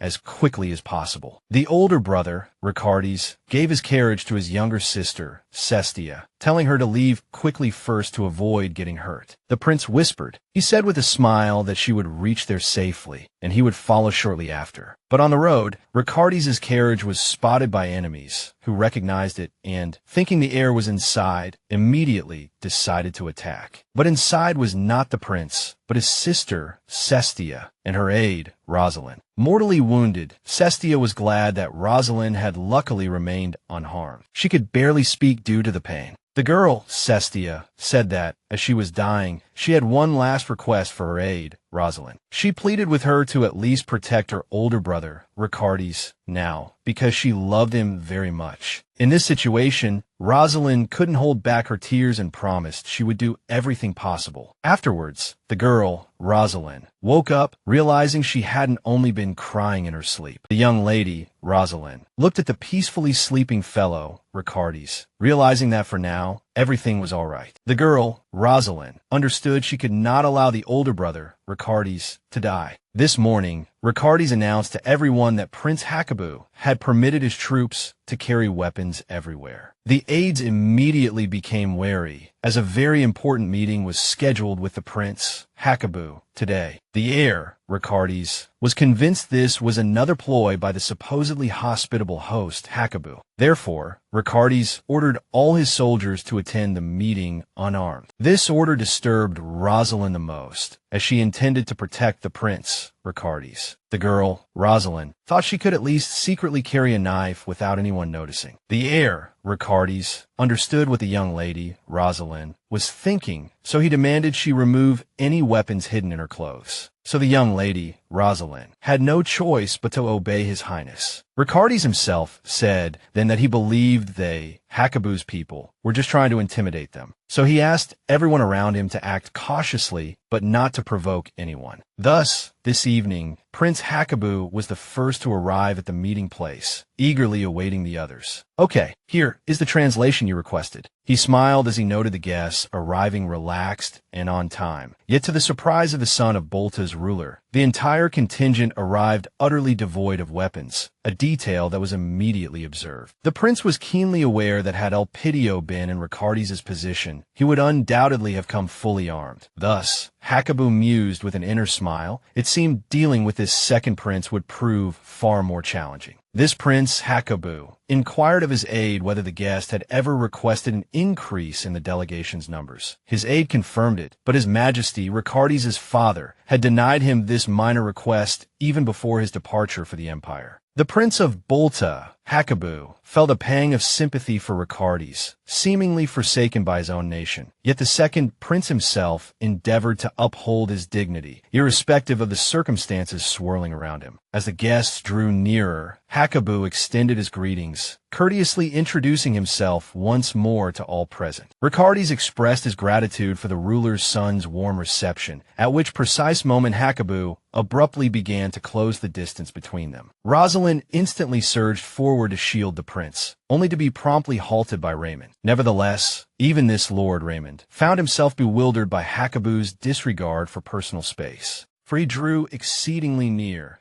For the second prince himself, the gesture was so utterly unforeseen that he froze entirely. He attempted to recoil, but Hakabu clasped his guest with considerable firmness. And this prospective ruler, Hakabu, merely beamed sweetly, remarking that he had long yearned to meet the heir. Ricardes himself, however, felt not a shred of reciprocal warmth from the outset, though he was compelled to mask this reality. Hakabu's serving maids observed the second prince's discomposure, surmising his unfamiliarity with their customs of greeting. In truth, even the girls themselves felt a measure of awkwardness, as guests were not ordinarily welcomed in such a fashion. The prince, Ricardes, struggled to regain his composure, acutely aware that he could not betray his feelings in public. Meanwhile, the son of Bolta's ruler proposed they share a drink to commemorate their long-anticipated meeting. Lest he damage relations, Ricardes found himself with no alternative but to raise his glass in return. Following protocol, they touched their glasses together before partaking of the contents. After some time had passed, the prince, Ricardes, observed that Rosaline, for some reason, had not consumed anything at all this time. He remarked to the lady that she need not go hungry while they conducted their meeting. But the girl adamantly professed that she would remain perpetually at the prince's side, owing to her concern for him. Consequently, the heir, Ricardes, instructed Raymond to see that the young lady was fed, and the Lord Raymond immediately and dutifully guided her aside. At that moment, Ricardes himself moved to converse with Adelac regarding official matters, leaving Rosaline to merely gaze upon the prince from a distance with a sigh, forbidden as she was from approaching. Abruptly, the Sir Raymond placed a morsel of delectable meat directly into her mouth, ensuring the lady might finally partake of some sustenance. Rosaline commented that she found it exceptionally delicious, to which Raymond responded that she could indulge in anything she fancied here. The young lady then registered a familiar voice, politely inquiring about her enjoyment of the evening. It transpired to be the fifth prince, Diaz, who, finding himself unoccupied, had approached the lady, seeking conversation. Raymond immediately inquired if the young man was adequately rested, prompting a reply that the Lord Raymond himself might benefit from some repose. Eventually, these two men, Raymond and Diaz, fell into conversation with one another, and Rosaline was struck by a sudden recollection. The Sir Raymond had previously mentioned his acquaintance with Diaz, stemming from their shared tutelage under the same mentor. However, the young lady herself, for reasons quite apparent, possessed no memory of having previously known this blonde gentleman. Raymond elucidated that in bygone days, the three of them had frequently pursued their studies together within the library. Diaz promptly corroborated these words, possessing his own distinct and fond recollections of that period. Subsequently, the blonde man observed the lady selecting a skewer of shashlik and informed her that it ranked as his most favored delicacy in all of Bolta. The girl readily concurred that it was indeed an exceedingly flavorful dish, and thus she consumed it with evident pleasure. Then the prince mentioned that Bolta also possessed fine wines that Rosaline absolutely had to sample, before suddenly recalling another exquisite delicacy, declaring he would fetch it at once. Just then, Raymond called out to the young man, cautioning him to be careful not to stumble, despite his being a grown adult. Rosaline observed that the lord and the prince appeared to converse quite congenially with each other. The lady inquired whether it troubled the gentleman that Diaz was, in truth, an adversary of the second prince. At this query, Raymond instantly let out a heavy, mournful sigh, and his demeanor grew considerably more somber. He responded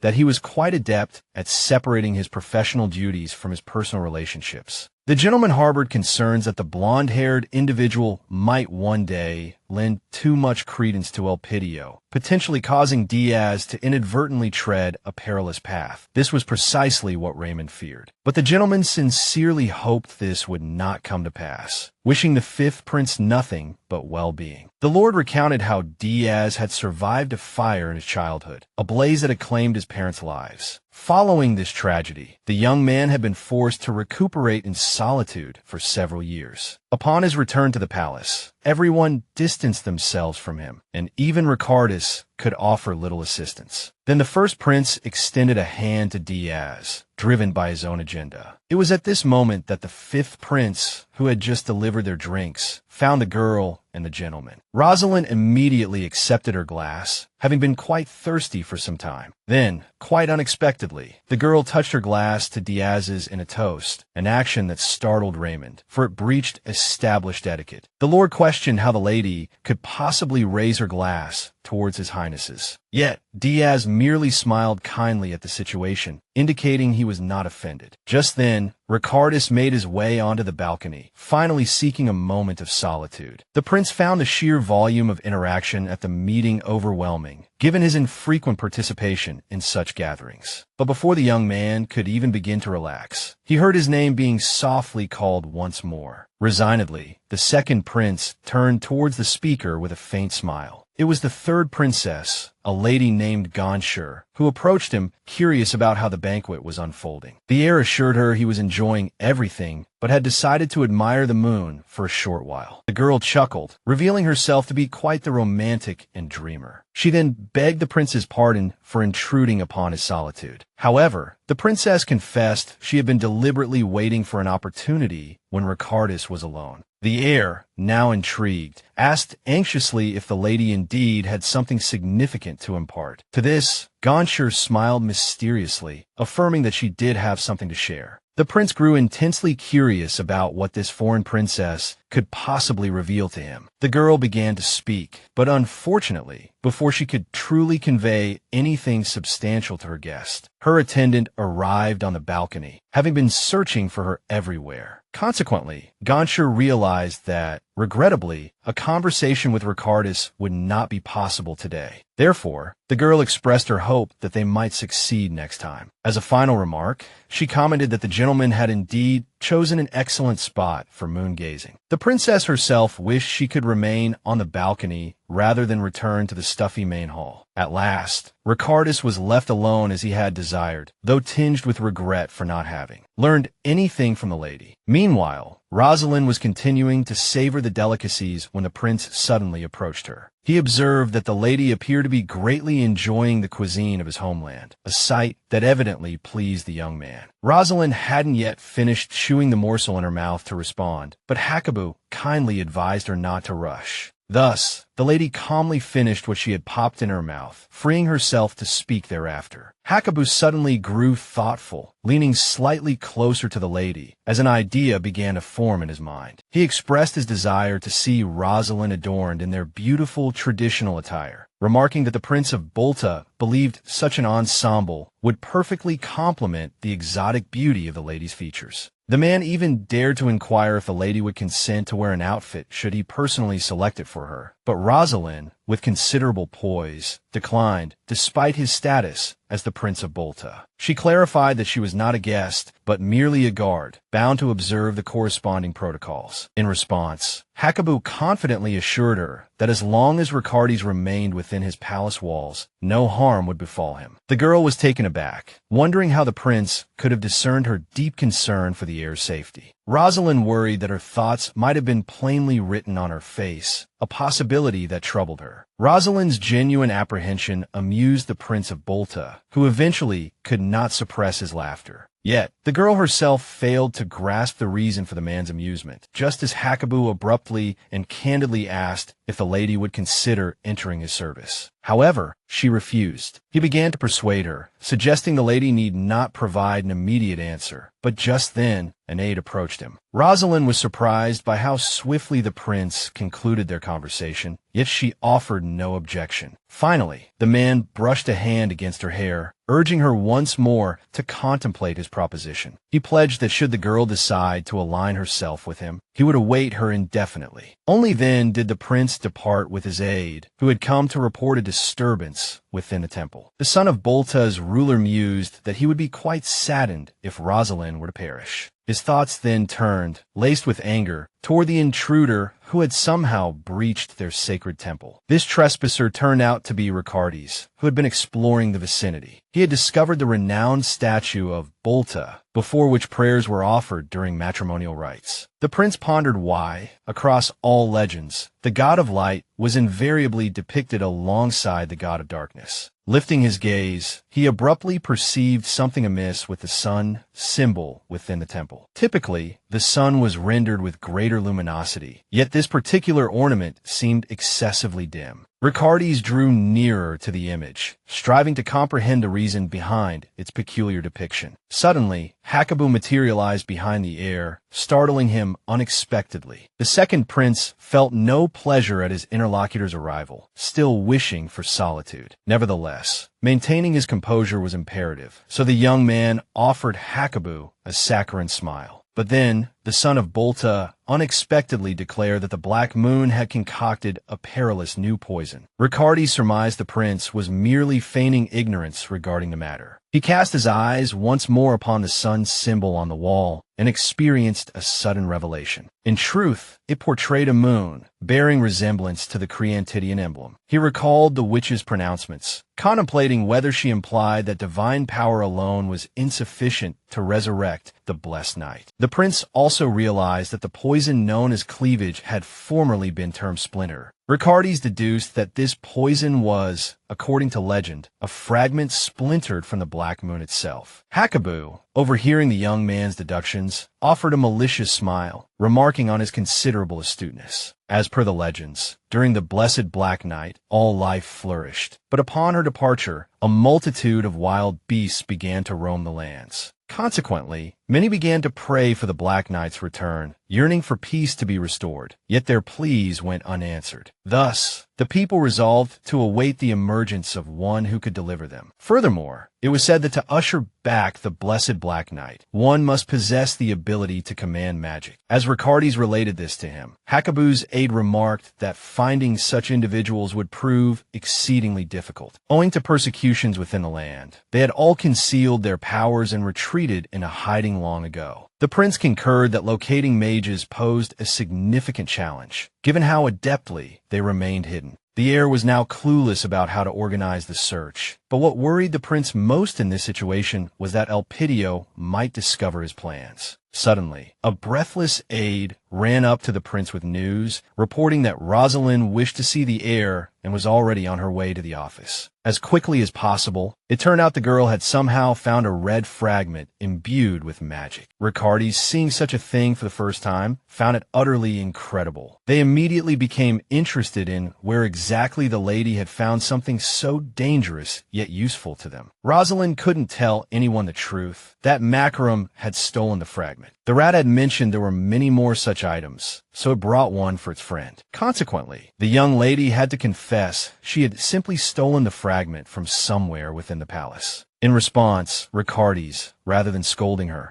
asked if they happened to catch the lady. She answered negatively, though the prince asked several more times just to be sure. As a result, the aide was greatly surprised when the heir didn't even reprimand the girl. The boy tried to explain to Ricardes that Hakubu would not forgive them if he found out about the theft. But Rosaline reported that no one would notice if one fragment was missing, as there were simply too many. The prince then told his aide to let him handle everything himself. The heir was pleased they now had proof that Bolta was using magic. The aide was forced to admit that His Highness's reasoning was correct. So, the boy praised the lady and even offered her cookies as thanks for her work. He requested the girl not tell anyone about this, and for the cookies, she immediately agreed. Then, the count, the aide, imploringly told the young lady that if she ever wanted to steal anything again, she should consult with him first. Rosaline remembered Calix had once made a similar request, so this wasn't difficult for her. At this moment, Ricardes believed he had finally obtained a very good lead, so now the squad just needed to return home safely with this evidence. In the morning, Hakabu politely saw the guests off, wishing them well in his father's name. He also met Rosaline's gaze, having taken a personal interest in her. But for now, all the boy could do for the girl was wish her a safe journey, as he had no intention of saving her. The lady herself relied not on luck, but on her own strength, so she was extremely serious. Upon departure, she whistled for help, summoning Makaram, who had once again transformed into a hawk. The squad reached the first resting point without issue, and the prince took out a map of the area. Studying everything, he told everyone it was important for them to cross the border as quickly as possible, after which everything would be fine. Nathan began helping the prince plan ambush points where men could be stationed. One of the knights even suggested turning back, fearing for their fate. But to this, Ricardi's replied that battle was inevitable for them anyway. Now, although they had found a fragment of a new poison, they still didn't know how to counter it, so they couldn't use it. The heir understood the disparity in soldier numbers would be immense, as he had been denied an escort. So this time, the prince wasn't considering offense, but rather contemplating how exactly he should defend. However, Ricardi's understood that this plan still required a significant amount of work, regardless. At this moment, Hakabu was in his secret dungeon. There he kept numerous fragments. The prince held a small piece in his hand and asked his interlocutor if he knew what this fragment signified. The man in shackles replied that he understood perfectly and was prepared for everything. Afterward, he added that he was already eager to begin what the prince had prepared for him. Satisfied with this response, the son of Bolta's ruler offered the soldier a contented smile. The prince then brought the fragment towards the man's skin, knowing he would handle the rest himself. Hakabu knew this technique inflicted immense pain upon those pierced by the fragment's magic, yet the prince couldn't pass up such a perfect opportunity to use it against Ricardi's. He desperately coveted the heir's body, possessed as it was by divine power. At that moment, the soldier's body swiftly managed to absorb all the cursed magic contained within the fragment. He felt reborn, his physical capabilities enhanced. Seeing the experiment's success, Hakabu instructed the man to return what had been stolen. And now, in the forest, that mercenary felt confident he would succeed. He felt renewed, so powerful that nothing in the world could frighten him anymore. The other mercenaries had also successfully set their ambush, aware that the prince's detachment would soon reach them. The unit from Bolta was tasked with capturing Ricardi's before he could cross the border. Rosaline remained beside the white carriage, but could offer little help to her allies. The sound of the rain dulled the girl's hearing, making her extremely tense as she scanned her surroundings. The environment somehow reminded her of the past, of Cestia's accidental death. This reflection brought back the real Rosaline's thoughts, that it should have been her who died then. The girl wept, clutching the dead princess in her arms and promising to protect the prince. Just then, the lady noticed Makaram flying overhead, giving a signal only they understood. The lady instantly knew the enemy forces were very close. She strained her ears and was even able to pinpoint their approximate location. In the same area, Captain Nathan, relying on his sharp intuition, suddenly sensed something was wrong. He yelled to all his soldiers, ordering them to prepare and properly defend the carriage. The captain's orders came just in time as the enemy began their assault. One of the mercenaries declared victory would be theirs, for they were blessed by his skeletal spirit. In response, Nathan asserted that the same god was on their side too, so they would see who truly claimed victory. This remark clearly infuriated the mercenary, who pushed off the ground with all his might, leaping forward to strike first. However, the enemy failed to kill the captain in one blow, as he parried the attack. Still, Nathan was astonished by the force with which the stranger had struck him. Thus, Ricardi's knight shouted to the others, telling them to proceed according to plan. Noticing the captain's distraction, the mercenary began to fight even more fiercely, aiming to defeat him quickly. But just then, out of the corner of his eye, he caught sight of movement where there should have been none. It was the white carriage, charging recklessly straight towards the surrounding enemies, attempting to run them down. As a result, the men barely managed to leap aside to avoid being accidentally struck by the horses. Imagine the mercenary's surprise upon realizing there were several such carriages. Their leader immediately became furious, unwilling to let the second prince escape. Cursing, he charged at Nathan again, knowing he faced a formidable opponent. But the captain was in no hurry for close combat, instead retreating as much as possible, just in case. At that moment, some mercenaries realized they still needed to pursue the carriages. Consequently, one of the enemy leaders ordered his soldiers to split up, but one of them noticed that, for some reason, one carriage remained stationary. It was unclear if anyone was inside, but the man found it suspicious. He let his squad proceed ahead while he decided to investigate why that particular carriage was still there. First, the mercenary wondered if the small unit near the carriage would protect it. Rosaline immediately noticed an enemy approaching them, her heart giving a slight tremor. To make fighting easier, despite the rain, the girl removed her hood, seeing a lady before him. The mercenary felt a pang of disappointment, thinking it a wasted effort. Nevertheless, he decided he had to kill these people, ordering the soldiers remaining there to attack while he immediately leaped onto the carriage, intending to see if anyone was inside. Having been enhanced himself, this mercenary didn't consider ordinary humans his match. One can imagine his surprise when he saw an equally powerful soldier thrown into the carriage. The man couldn't comprehend how someone could dispatch, and the enemy still perched on the carriage roof witnessed such a powerful girl for the first time in his life. But what frightened him most was her gaze, which for some reason was fixed directly on him. Rosaline immediately noticed that all the enemies surrounding her possessed potent magical energy. Consequently, the ordinary soldiers fighting the mercenaries were at a disadvantage. However, Rose herself was no longer ordinary, so she could become even stronger. To this end, the young lady released a portion of her magic, greatly enhancing her arms. The girl decided now was the time to use her true strength, and with this power, the lady surged forward, striking down all the mercenaries one after another. The lady moved with such speed that the men barely had time to react. Even her allies began to fear the young lady's power. Thankful, she fought for them. The mercenary, observing Rose from the carriage roof, couldn't understand what she was. He realized she was incredibly strong, which instilled a measure of fear, as he hadn't anticipated anything like this. However, the mercenary commanded himself not to get distracted, as he hadn't yet checked the carriage. His most crucial task was to find the second prince among the others as quickly as possible. But when the man smashed through the carriage roof, he was astonished to find it empty. The soldier couldn't determine if the prince had escaped or had never been inside in the first place. Only then did he realize that despite his allies' immense strength, the battle somehow raged on. Glancing around the battlefield, the man saw that all the fallen were solely members of his Black Moon organization. The mercenary hadn't expected this at all, so he stood frozen in shock for a moment. The man didn't know what he had missed or where he had miscalculated, and so he felt fear at that moment. Meanwhile, another part of the detachment was still pursuing one of the carriages, try to catch it. Just then, the leader heard the shouts of soldiers behind him and turned to see what was happening. It turned out that, for some reason, a giant eagle was attacking the mercenaries as they advanced. Moreover, the men were utterly unable to defend themselves because the bird was too fast. The leader could hardly believe what was happening before his eyes, as he had anticipated fighting humans, not an eagle. After meeting the bird's gaze, the mercenary even began to doubt if it was an ordinary bird at all. He recalled that the goddess of light, when manifesting before people, could not assume her true form. Therefore, among all animals and birds, she chose the form of an eagle to appear. But the man refused to accept that a goddess had descended to protect the prince. So the man shouted that all myths and legends were just fairy tales and launched his attack. He directed his blade towards Nathan, who noticed the assault far too late. But the captain needed to do nothing, for an eagle suddenly appeared beside him. It effortlessly caught the blade thrown towards the knight, refusing to release the weapon. Consequently, the mercenaries descended into panic, as the eagle now possessed an additional advantage, the blade itself. The bird began to strike at the surrounding mercenaries once more, successfully intimidating its opponents. Seeing his detachment dwindling, the leader ordered them to press forward quickly, hoping to reach the carriage in time. Fortune favored the enemy, for just then, Nathan noticed a formidable obstacle ahead. It turned out that Ricardis' knights had stumbled upon the edge of an impassable cliff. Thus, to avoid certain death, the captain was forced to halt his entire detachment and the carriage. Noticing this, the mercenary chuckled with satisfaction, believing his quarry was effectively trapped. The man dismounted confidently, demanding the prince emerge to face him at once. Hearing his words, the ruler's son, Diaz, stepped out to confront the enemy, but it was Diaz who emerged at this moment. Rosaline had nearly dispatched the squad surrounding her, proving herself stronger than them. The girl utilized her power completely unnoticed, careful not to alarm anyone. Raymond,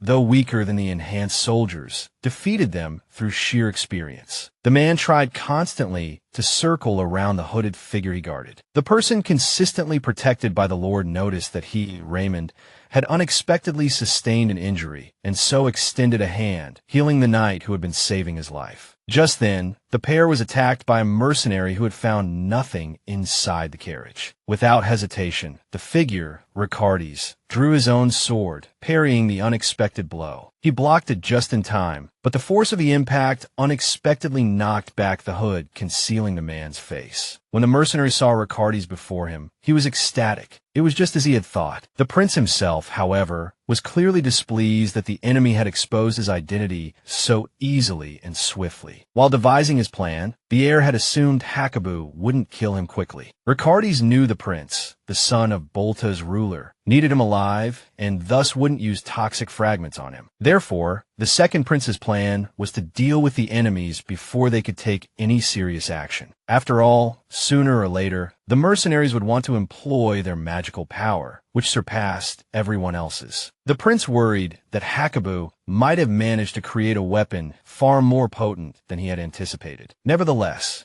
Ricardes charged into the fray himself, despite it being the most perilous course of action for him. He immediately noticed the enemy was significantly stronger than an ordinary man, making the fight arduous. Just as the mercenary prepared to strike again, he was stunned from behind. Unable to withstand such a blow delivered directly to the back of his head, the man collapsed to the ground. Noticing Rosaline had struck with her bare hands, the prince urged her to fight with her sword. After all, when discussing the plan earlier, Ricardes had mentioned he would heal the knights during the battle, but the captain had pleaded with his highness not to be so reckless and refrain from joining the fight. But the prince, wanting to save as many of his people as possible, had given it deep thought. Nathan still couldn't shake the thought that Ricardes was risking everything in this battle. Not only was this man tense, but the knights surrounding him were also deeply worried. Somewhere in the forest, Diaz leaped onto his horse to avoid death in the combat. But the mercenaries calmly let him go, as the fifth prince was not their target at all. The enemy's only concern was that Ricardes might not be in the carriage. But the leader was immensely pleased that the noisy bird had finally vanished somewhere, to leave entirely. But he hadn't given up hope of finding the second prince, so he left only a fraction of his squad here. The man casually ordered the mercenaries to kill everyone near the carriage. But Ricardes' knights had no intention of surrendering without a fight, so they braced themselves. Each possessed unique strengths, and thus they fought desperately for their survival. And the lady herself joined the fray, performing quite admirably, perhaps fueled by the adrenaline coursing through her veins. She grew considerably weary and leaned back against Raymond, but the enemy was not yet vanquished. Even the Lord, Ricardes, himself conceded that these mercenaries were, for some reason, exceptionally strong and tenacious, something no one had anticipated. One of the captains worried that the enemies tracking the carriage had realized they'd fallen into a trap, and now the prince must be escorted from the battlefield as swiftly as possible. Meanwhile, the enemy cut down night after night, showing no sign of retreat. The mercenaries believed themselves superior to all, but none knew of Rosaline's presence. Thus, it was she who dispatched them with extreme agility and speed, unnoticed by anyone. However, the girl could not turn a blind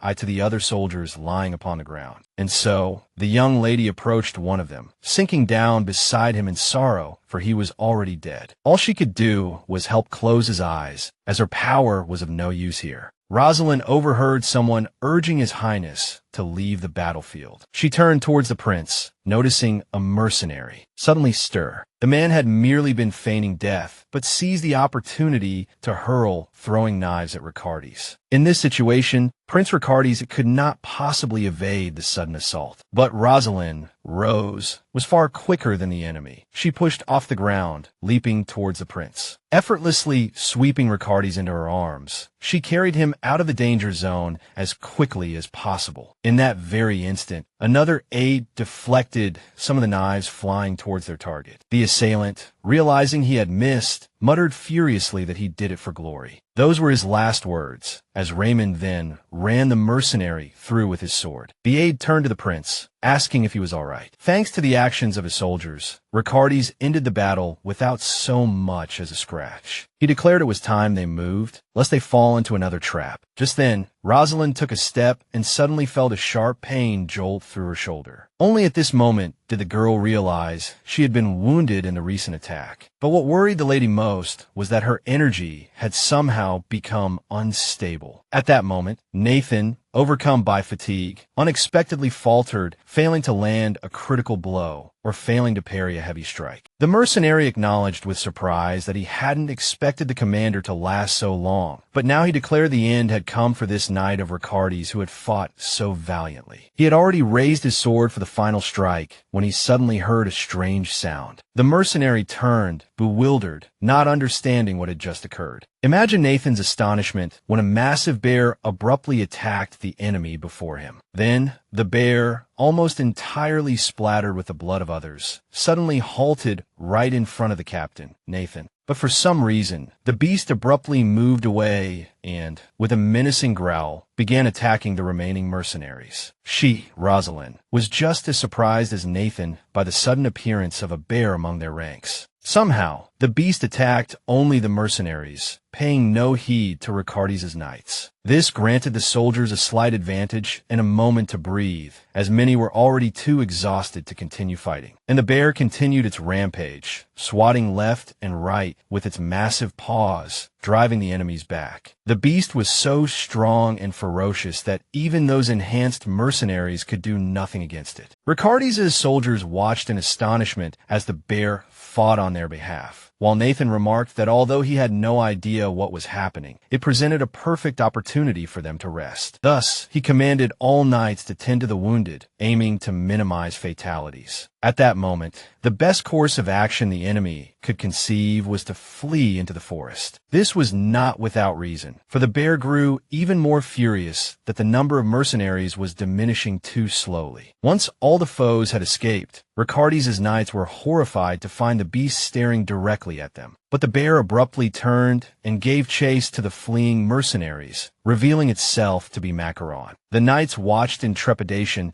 as the ferocious bear herded the enemy deeper into the woods. The soldiers concluded that the mercenaries must have provoked this beast of the forest. The survivors began to speculate amongst themselves why the animal hadn't attacked them. Ultimately, Nathan concluded that the reason why it happened was irrelevant. What mattered was that they were still alive. At this point, Rosaline, who was traveling with the prince's contingent, began to feel increasingly unwell. When Ricardes inquired if the lady was all right, she, despite trembling, lied and insisted she was fine. Rosaline noticed she wasn't the only one feeling ill, as the lady ahead of her was also swaying unsteadily. The young lady rushed towards Lady Hale, catching the girl just before she collapsed. The aide was clearly feeling dreadful, though she hadn't mentioned it to anyone. Raymond joined the young lady, hurrying to the injured woman's side, trying to ascertain what was wrong. Naturally, Ricardes also ran towards his knight, concerned for everyone's well-being. It was only then that everyone noticed Hale's blood had turned black, a truly ominous sign. The knights instantly surmised that the lady had been afflicted by the shard's toxin. Rosaline realized that she, too, had been wounded by that same mercenary, and the poison had entered her body as well. However, Rosaline herself was not human, so the shard affected her somewhat differently. Meanwhile, the prince attempted to heal his aide's wound using his sacred power. But no matter how much effort the heir exerted, it was utterly futile. Suddenly, Hale herself stopped the prince, telling him he was expending too much of his power. Ricardes cried out that the lady needed to hold on just a little longer until they reached their destination. But the girl had already made her choice, one that none around her would favor. Drawing her sword, she used it to support herself, declaring she would take a different path. Hale explained she would intentionally leave a trail so the enemy would follow her instead. Following this, the girl offered His Highness one final bow before setting off towards the forest. The aide then abruptly approached Rosaline, wishing to exchange a few words. She leaned against the young lady, finding it difficult to stand on her own, and then, with a smile gracing her lips, requested that she take good care of His Majesty in her stead. Rosaline gave her promise, but suddenly felt an inexplicable pang in her heart. Just then, a surviving mercenary detachment from Bolta arrived at the carriage that had served as a trap. The leader had never anticipated that all the elite soldiers he had left behind would be defeated. The mercenary began searching the area for clues to understand what had transpired there. Glancing around, the man spotted something that clarified the situation for him. One of the slain mercenaries clutched an open container holding the red substance he had been given. The leader, of course, recognized it as an empty vial that had contained the shard potion. He walked over to the body of the second group's commander and picked up the container from his hand. The man deduced that its contents hadn't merely spilled, but had been consumed during the battle. This greatly surprised the mercenary leader, as they had been told to use this only under extreme circumstances. He became enraged, ordering his soldiers to swiftly locate the escaped second prince, Ricardes. Ricardes' small group found a cave within the forest and decided to take shelter from the rain there. Rosaline took out her bag, discovering some food still remained inside. The young woman turned to the prince, mentioning she had also brought some beef jerky. Ricardes' vision was poor in the darkness, so he was surprised to find the lady so close by. It was only then that the young woman realized the others did not possess the same keen eyesight as her, which explained why the prince had fumbled in the dark for a moment before locating her. Before the prince could react, the young lady placed the jerky directly into his mouth. This caused the prince considerable embarrassment, yet he obediently chewed the food offered to him. Next, Rosaline began feeding him crackers, and it was then he realized just how close they were. Ricardes asked if the lady couldn't simply hand him the food to eat himself. Only then did it dawn on the young woman that she could indeed have done it that simply. At that moment, the knights were sitting near the cave entrance, wondering about Lady Hale's whereabouts. Eventually, they decided it was best not to dwell on it, given the number of sacrifices made. The prince overheard his soldiers and felt a pang of sorrow, as he hadn't wanted to lose anyone. He couldn't forgive himself for not devising a sufficiently adequate plan. Lost in his worries, he didn't even notice himself drifting off to sleep until something suddenly tickled his nose. Ricardes realized with a start that it was Rosaline's hair, which meant they were incredibly close. Opening his eyes, the prince abruptly discovered he had somehow fallen asleep on the young woman's lap. Rosaline herself had somehow managed to fall asleep in this uncomfortable position. Seeing her peaceful and beautiful face just above his own, the prince felt embarrassed but allowed himself to admire her for another moment. Sensing a strangely strong heartbeat, the prince suddenly sprang up from the lady's lap. This was the first time Ricardes had experienced such a thing, so much so that he thought he might be going mad. Then he heard the young lady's voice asking if the prince had managed to get at least a little sleep. The prince flinched in surprise from the lingering embarrassment, then turned to face her. He asked why she had burdened her lap, but Rosaline replied that she was fine. However, the prince felt uneasy about the lady's next impulsive action, which he hadn't expected. The young woman confessed that initially the prince had been sleeping on her arm, making him even more embarrassed.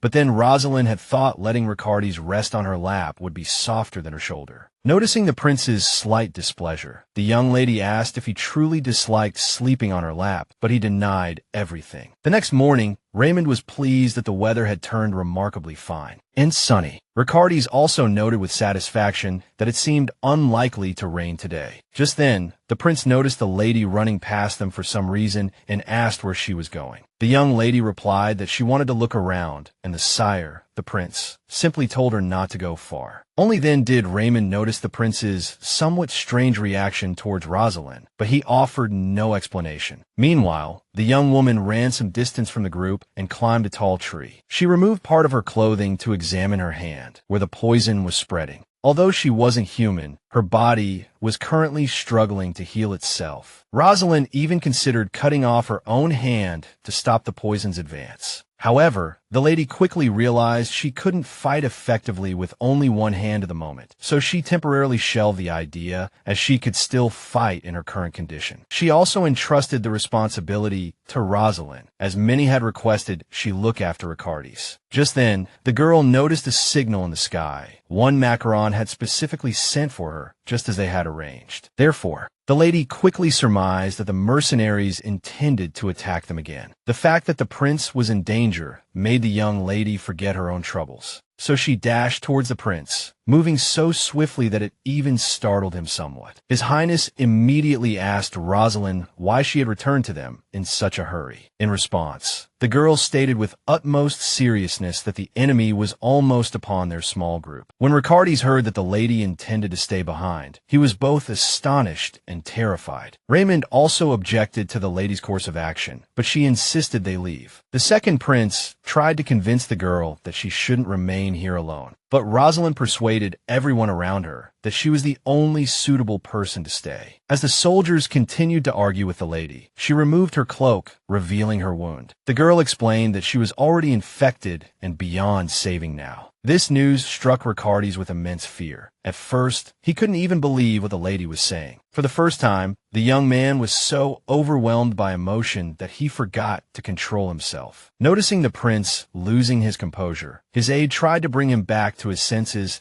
as quickly as possible. The prince regained a measure of composure and tried to say something to Rosaline, but his throat tightened again. He guessed that because of his status, everyone else valued their own lives far less and did not fear dying for him. Realizing this, Ricardi's fell into a genuine panic, unable to control his emotions. Suddenly, Rosaline approached His Highness, attempting to calm the young man down. Politely, and with a touch of sadness, she asked the prince to leave this place and leave her behind. Looking into the lady's eyes, he saw her calm and peaceful gaze, which greatly surprised Ricardi's. However, he still resisted the lady's proposal, desperately grasping her hand. The young man declared he wouldn't go anywhere without this girl, despite her wishes to the contrary. To persuade the lady, he even whispered her name tenderly and placed a gentle kiss upon her forehead. For the first time, Rosaline felt the warmth of another person's body, which brought her immense comfort. Ultimately, however, the lady convinced everyone present that she was the one who needed to stay behind alone. Even as the enemy approached, she counted the mercenaries, finding there were about 12 of them. When the leader arrived, he told the lady she could hand over the prince to them and live. The mercenary immediately warned that the girl would be better off cooperating with them rather than fighting. Otherwise, he proclaimed, the lady might suffer the same fate as her companion, and tossed something into Rosaline's hand. Catching the object she didn't understand, the lady realized it was a lock of Hale's hair. This filled the girl with an unparalleled fury, an emotion she had never experienced before. Consequently, the lady declared with confidence that these mercenaries would soon die, something they absolutely did not expect. Nevertheless, Rosaline boldly reiterated that she would not let a single one of them leave this place alive. Since the girl no longer needed to worry about anyone seeing her, she unleashed even more of her power. As a result, the lady not only managed to fight the mercenaries, but also scattered them to either side. Moreover, none of the enhanced soldiers could do anything against the young lady. Fear appeared in the enemy's eyes as they began to see Rosaline as a true monster. The girl herself noticed that the more she moved, the faster the toxin spread. So she decided to end the battle quickly, before the poison could spread throughout her entire body. Unexpectedly, one mercenary still managed to wound Rosaline from behind, unnoticed by her. In response, the lady merely turned slowly, fixing her final enemy with a cold stare, a look that sent shivers of dread crawling up the man's spine. He couldn't comprehend how this young woman could still move, weakened and poisoned as she was. He had never encountered an ordinary person possessing such unbelievable strength and speed. Meanwhile, Rosaline was questioning the mercenary about how many of his comrades remained, and as the man answered, he thought to himself that the lady's power was on an entirely different level. Only one explanation occurred to him for who this terrifying girl could possibly be, and so he asked in terror if she was truly the dark god spoken of in legends. But the furious lady offered the mercenary no answer, simply launching her attack in silence. Rosaline moved with such haste because her strength was nearly depleted and she needed to end this fight. After she had defeated all the mercenaries, the lady wiped away the nosebleed that had begun to flow from exhaustion, tossing the enemy's sword aside next to him, as she preferred fighting with her fists. Then she departed. At this time, Ricardes and all the surviving members of the squad were fleeing through the forest towards the border, and moreover, the prince flinched fearfully at every rustle along the way. When one such sound persisted, the young man halted, searching for its source, only to discover it was merely an ordinary wild rabbit, which, terrified of humans, darted deeper into the woods. Ricardes realized just how on edge the journey and the battle had left him, and the heir asked his men's forgiveness for halting the squad again due to his nervousness. The commander opened the door first, entering the small hut where they had arranged to meet Rosaline. The prince was disappointed to see the room empty. He had hoped to find the lady there. He slumped against the wall in exhaustion, wondering how many of them would ultimately survive. The captain suggested His Highness should rest and try not to worry excessively. The young man understood this himself, but everything happening around him made it impossible to relax. Later that night, while everyone else slept, the prince suddenly felt someone stroking his hair. Ricardes immediately recognized it as a pleasant dream, yet he continued to watch. He confessed to the lady that he was weary of people constantly dying around him, and she regarded him sadly. In the dream, the young lady suggested the young man eat something delicious, which brought a smile to his face. He reached out to stroke her cheek, but could barely feel anything, as it was her he was dreaming of. Nevertheless, Ricardes admitted he was terrified that she would ultimately die because of him. The heir stated again that he would not return home without this girl. She whispered that her whole body ached, so the prince would have to go on his own, but the prince continued to plead with the young lady, while she continued to gaze at him sorrowfully. Suddenly, the assistants woke the heir, jolting him abruptly from his sleep. The captain explained they had heard some suspicious noises outside the hut, but Raymond had barely dashed out the door when he found not enemies, but only Rosaline there. The girl was alive, but in terrible condition, so someone told her not to close her eyes. The lady tried to say something to the prince, but he told her to catch her breath first. As it turned out, a few moments later,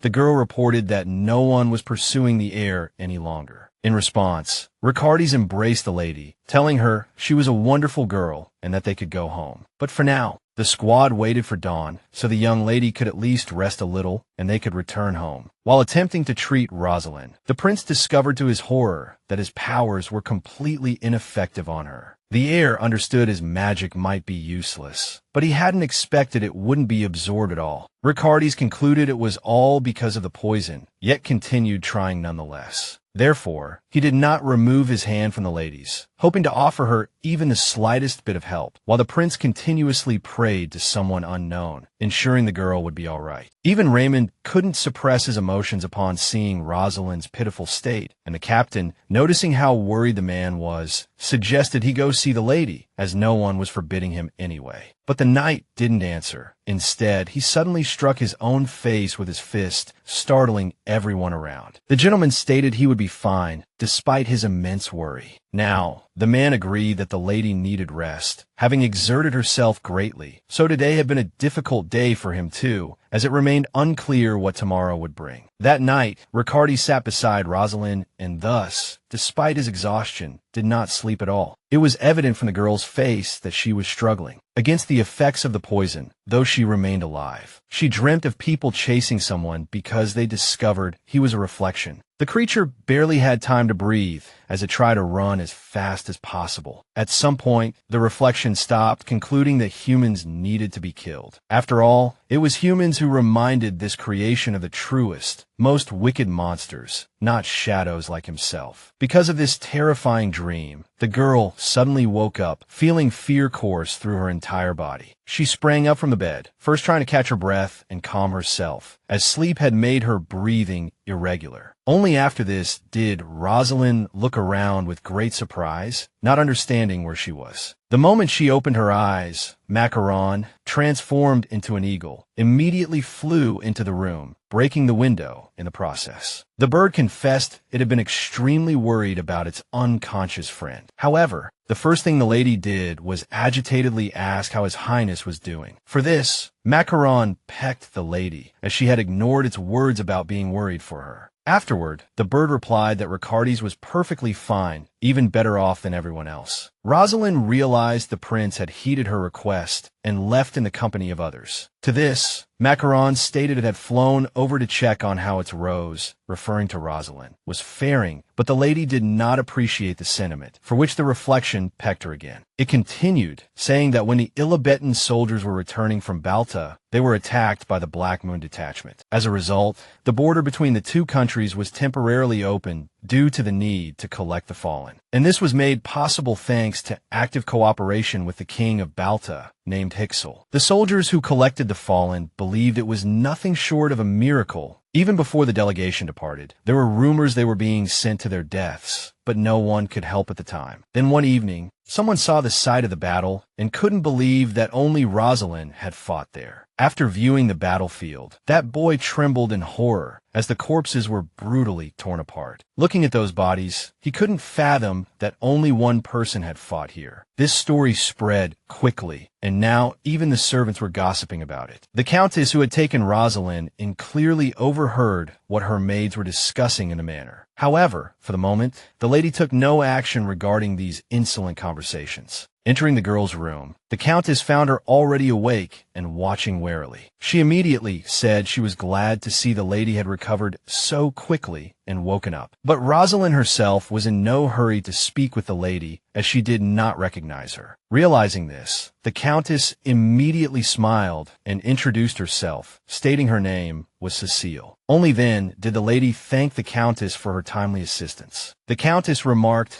that Rosaline looked quite stern while asleep, something the young lady hadn't expected. An aide reported that the newly arrived count wished to see the guest, which displeased Cecile, so she instructed the man to return to his own quarters first, stating they would talk after Rosaline had rested. Then, the countess turned to the young lady, explaining that many people now wished to meet her. She confessed that due to the rumors surrounding Rosaline, some are planning to arrest her and imprison her. But then Cecile assured the girl she needn't worry, for she was in Vesta Fortress, and the countess wouldn't permit anyone entry without her personal permission. Before delving into a more private conversation, the lady offered her something to eat, which Rosaline accepted. Her first question was about Ricardes' condition, and she was relieved to hear he had returned home on his own. Yesterday, the countess had been surprised that the young lady, even in such a state, was concerned for the prince's safety, but she immediately recalled that the second prince had similarly been more worried about the girl than himself. He hadn't even allowed anyone else to carry Rosaline to her bed, insisting on doing everything himself. Even after the immediate danger to the young lady had passed, the man continued to care for her for some time. Ricardes' personal aide initially couldn't pull him away from her bedside. It seemed the heir truly wished for the lady to awaken as he waited to speak with her. Consequently, Cecile concluded that the prince held special feelings for Rosaline, despite her merely being his knight. Rosaline herself was surprised to hear this. The man had cared for her for 5 whole days, but what shocked the lady most was that she hadn't eaten anything during the 5 days she was unconscious. The countess was taken aback by the young lady's reaction, thinking a more appropriate response would be gratitude towards the prince. Regardless, following the heir's orders, the servants of Vesta had prepared delicious meats for the girl. Seeing all the delectable dishes, the lady couldn't restrain herself, even beginning to drool from intense hunger. She quickly devoured all the prepared food, leaving behind only a mountain of empty plates. The countess and her servants were stunned by the girl's astonishing appetite. Nevertheless, the lady instructed the maids to clear the table and bring more food. Rosaline showed she thoroughly enjoyed the meal, which pleased the lady. While the young lady ate, Cecile decided to update her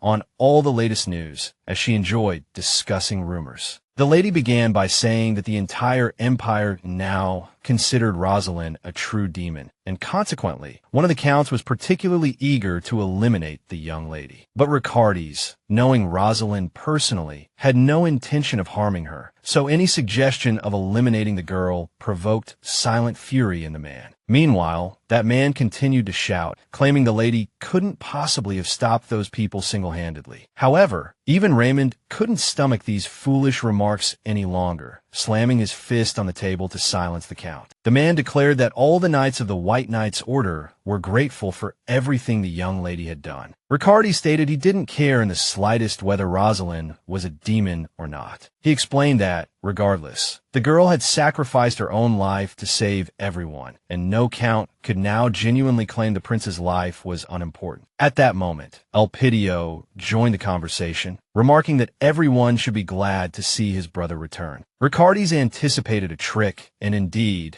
the prince predictably asked if it wouldn't be terrible to have a demon walking around beside him. Thus, the heir, Riccardi's, couldn't hold back, clenching his fists and stating he hadn't expected such concern. The second prince countered the first prince, saying he would now have much work to do, at which point the boy, Elpidio, became angry. Rosaline was conversing with the countess, stubbornly refuting her claims as she disliked the rumors. Cecile listened with a smile as the young lady declared she was nothing like the demon everyone spoke of. Rosaline explained that the only reason she could handle the Black Moon detachment alone was because they were weak. The countess was surprised, noting that an entire forest had been devastated by the young lady's power. Finally, the countess laughed heartily, stating that, as it turned out, she truly liked the young lady. She ordered more desserts to be brought for Rosaline, adding that no one believed the detachment would return. Everyone had been greatly surprised when Riccardi's managed to return, having lost only a portion of his soldiers. But what shocked people most was that Rosaline had managed to survive after being struck by shrapnel. Cecile explained that people couldn't overcome such poison, which led them to start thinking of Rosaline as a demon. The countess reported that the girl's father had begun to refute this rumor, personally writing many letters to the emperor. The fact that her father, with whom she hadn't had a chance to communicate, was taking her side surprised the young lady. Cecile mentioned that her family hadn't taken Rosaline in without reason. It was because she had a partnership with her father. At this moment, Macaron scolded Rosaline for taking too long to ponder the situation. Finally, the young lady abruptly agreed that she was a demon, startling the countess. She said this was why people thought the young lady served Balta. However, despite this, Rosaline remained the loyal knight of the second prince. Consequently, the countess reported all the soldiers treated the girl with interest and respect. Rosaline mused that the rumors about her had spread a bit too quickly. Cecile suddenly declared that someone might have intentionally spread these rumors, which rather surprised the young lady. But abruptly, the countess noticed that for some reason, the girl had stopped eating the food that had been served. The countess thought the young lady had lost her appetite upon realizing her predicament, but it turned out Rosaline had simply spotted the prepared dessert, which was made from pasta. The young lady and her hawk, Macaron, immediately sampled the dessert, greatly pleased with its taste. From this, Cecile concluded that the young lady didn't care at all about what was happening to her. Meanwhile, in Balta, the prince, Harkab, was calculating how many soldiers each side had lost. Adelac reported this to him and was thus very worried, unable to predict his master's reaction. To the minister's horror, Harkab, out of dissatisfaction, simply picked up the report and tore it to shreds. The heir couldn't believe that only 8 men had returned from his entire detachment. But the man didn't know how to respond to his highness, as the situation was indeed dire. Furthermore, Harkab couldn't understand why the countess had suddenly helped the second prince and hidden Rosaline. The prince knew why another count also aided Riccardi's, because his daughter was accompanying him. But the son of Balta's ruler was unaware that Rosaline was still alive, so he grew somewhat melancholic. Suddenly, the minister reported that the young lady had single-handedly dealt with 30 of their soldiers. Hearing this, Harkab couldn't contain his emotions and laughed very loudly, though not out of amusement. The prince hadn't expected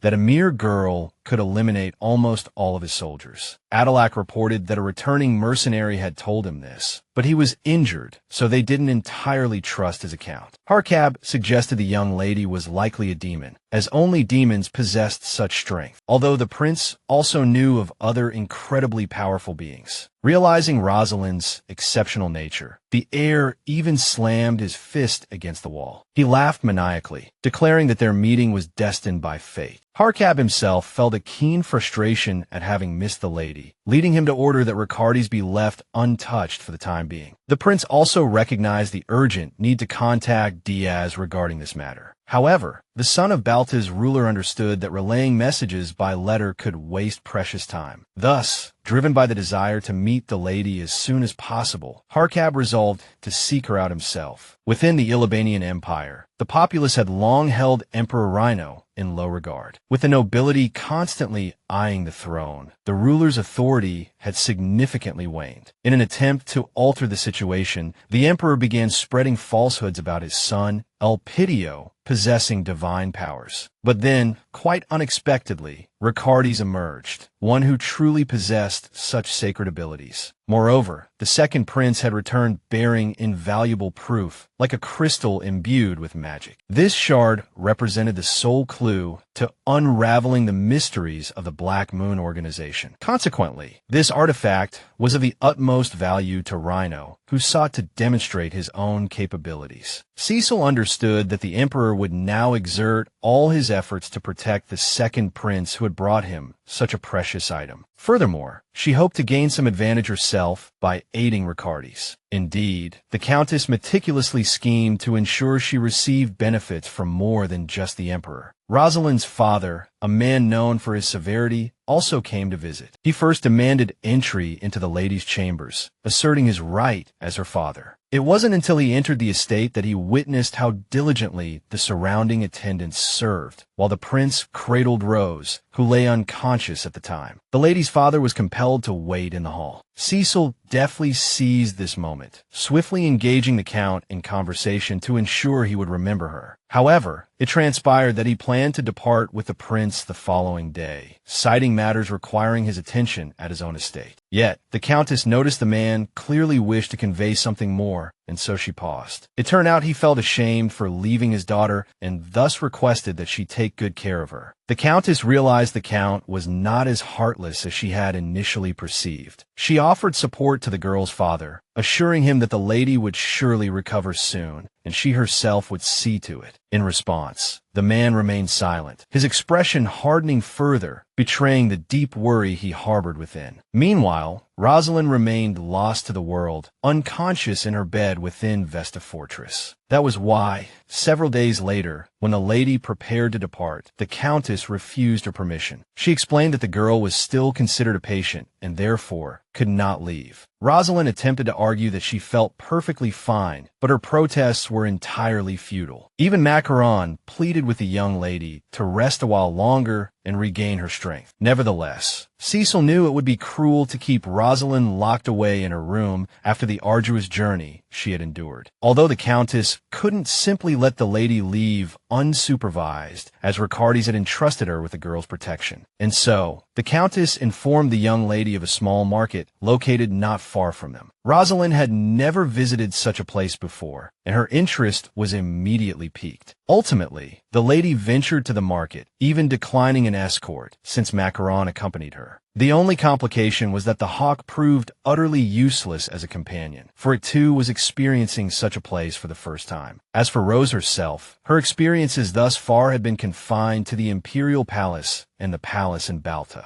Consequently, the young lady had absolutely no idea how to conduct herself in such surroundings. Nevertheless, the girl tried her best to pay no mind to the hushed whispers around her. The rumors circulating among the people were hardly pleasant for the girl. Hearing Rose referred to as a demon, Macaron bristled, ready to attack, but the young lady forbade her. The young lady understood that these residents were entirely without fault, so she had no intention of killing them. The sight of the young lady muttering to herself terrified those nearby, and they began to shy away from her. Rosaline then cast an angry glance over the crowd, thoroughly frightening them. Consequently, everyone scurried away as quickly as possible to attend to their own affairs, of which each person had plenty. The girl's thoughts suddenly turned to her brother, whom she considered both kind and handsome. Afterward, she continued on her way, her eyes suddenly landing upon a stall displaying delicious-looking apples. Just then, as fate would have it, Calix arrived at the Vesta estate to visit his sister. He was horrified when he learned from the Countess that the young lady had been allowed to venture into the market alone. It seemed Rosaline had greeted all the residents with perfect courtesy, offending no one. Yet her younger brother knew that such fine manners alone were insufficient protection for navigating the marketplace. He dreaded most what mischief the young lady might get into. But already she had asked him for an apple to eat, and mere moments later, the young lady managed to request permission to take some grilled meat skewers. They were simply given to her. And so, the young lady moved from stall to stall, soliciting a great deal of food from those around her. As a result, the girl was exceedingly pleased, having grown quite hungry during her time here. Macaron whispered that the young lady ought to offer something in exchange for the food,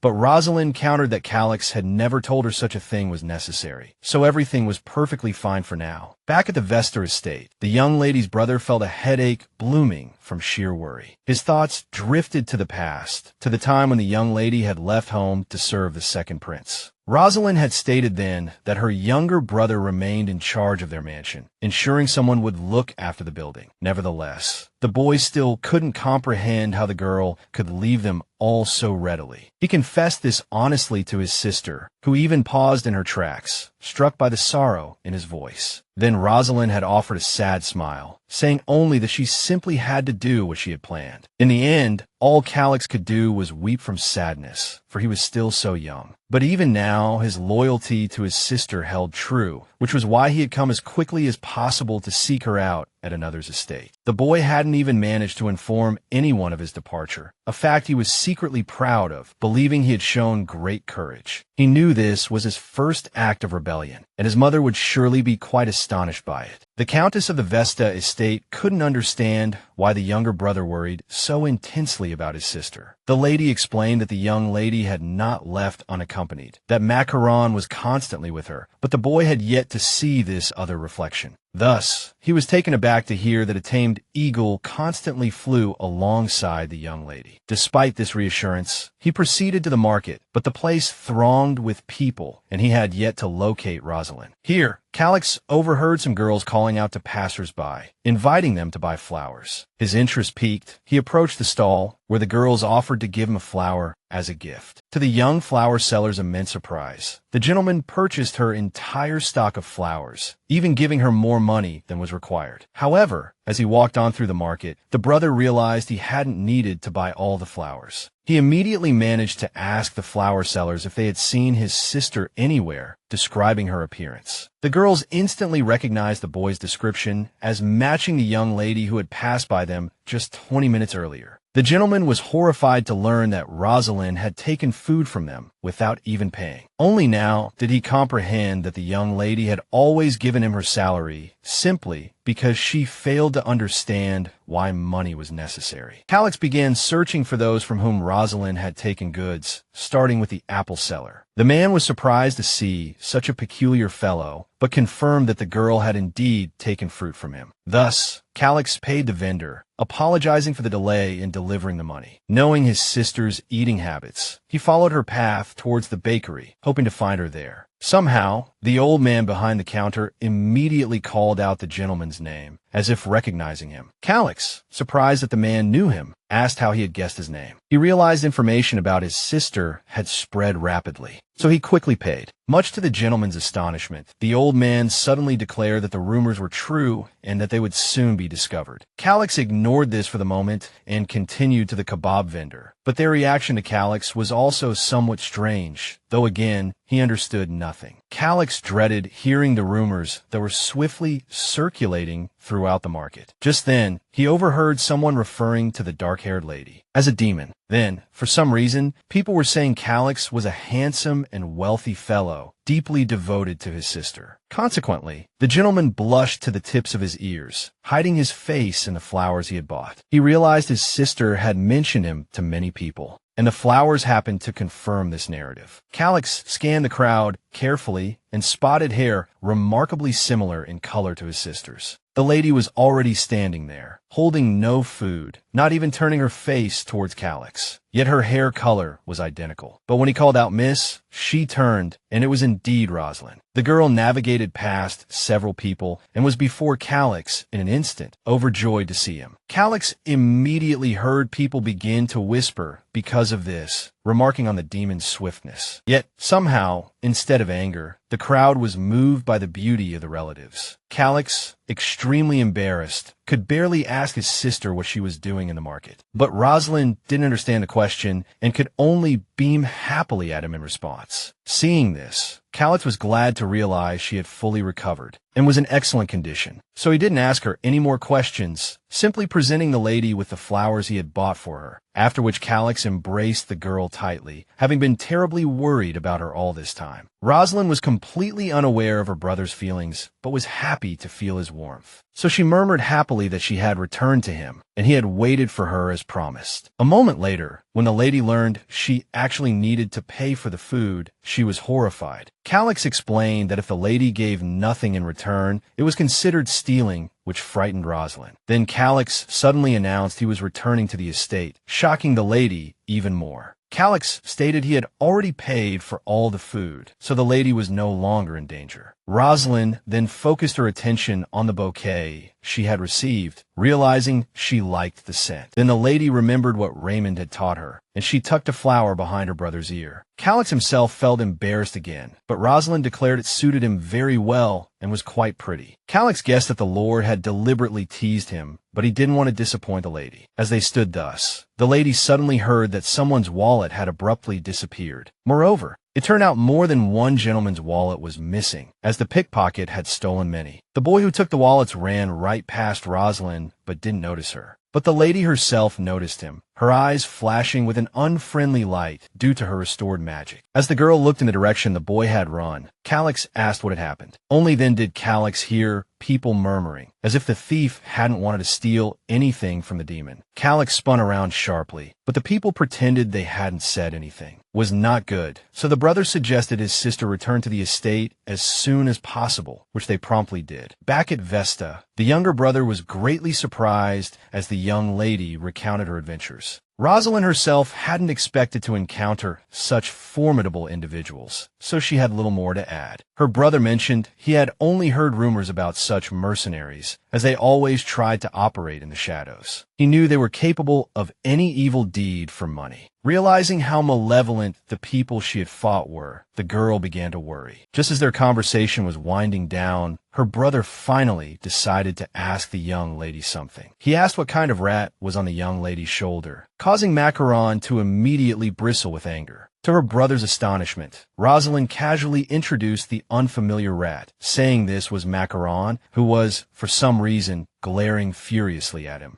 Calix recalled the Countess mentioning Macaron was an eagle, making him even more bewildered. And when the young lady suddenly stated that the eagle and the rat were the same creature, the reflection, Macaron, itself was taken aback. The girl informed the reflection, Macaron, that her brother could be trusted with their secret, which she had already revealed. The brother was overjoyed to hear once again that he was considered trustworthy. And the rat, though displeased with the turn of events, obeyed Rosaline, trusting her judgment. It slid down from a young lady's shoulder and began to transform, greatly alarming Calix. Only now did it dawn on him that he was simultaneously facing two reflections, an exceedingly rare occurrence. The rat morphed into a girl, who declared that regardless of what the young lady had told her, she still did not trust Calix. She even sternly warned the brother not to speak of her, though he had no intention of doing so anyway. The reflection, Macaron, touched the flower behind the brother's ear, remarking that letting go was always incredibly difficult. Macaron expressed hope that Calix would not falter. He wouldn't want to harm his sister, even without her words. The girl, Macaron, turned to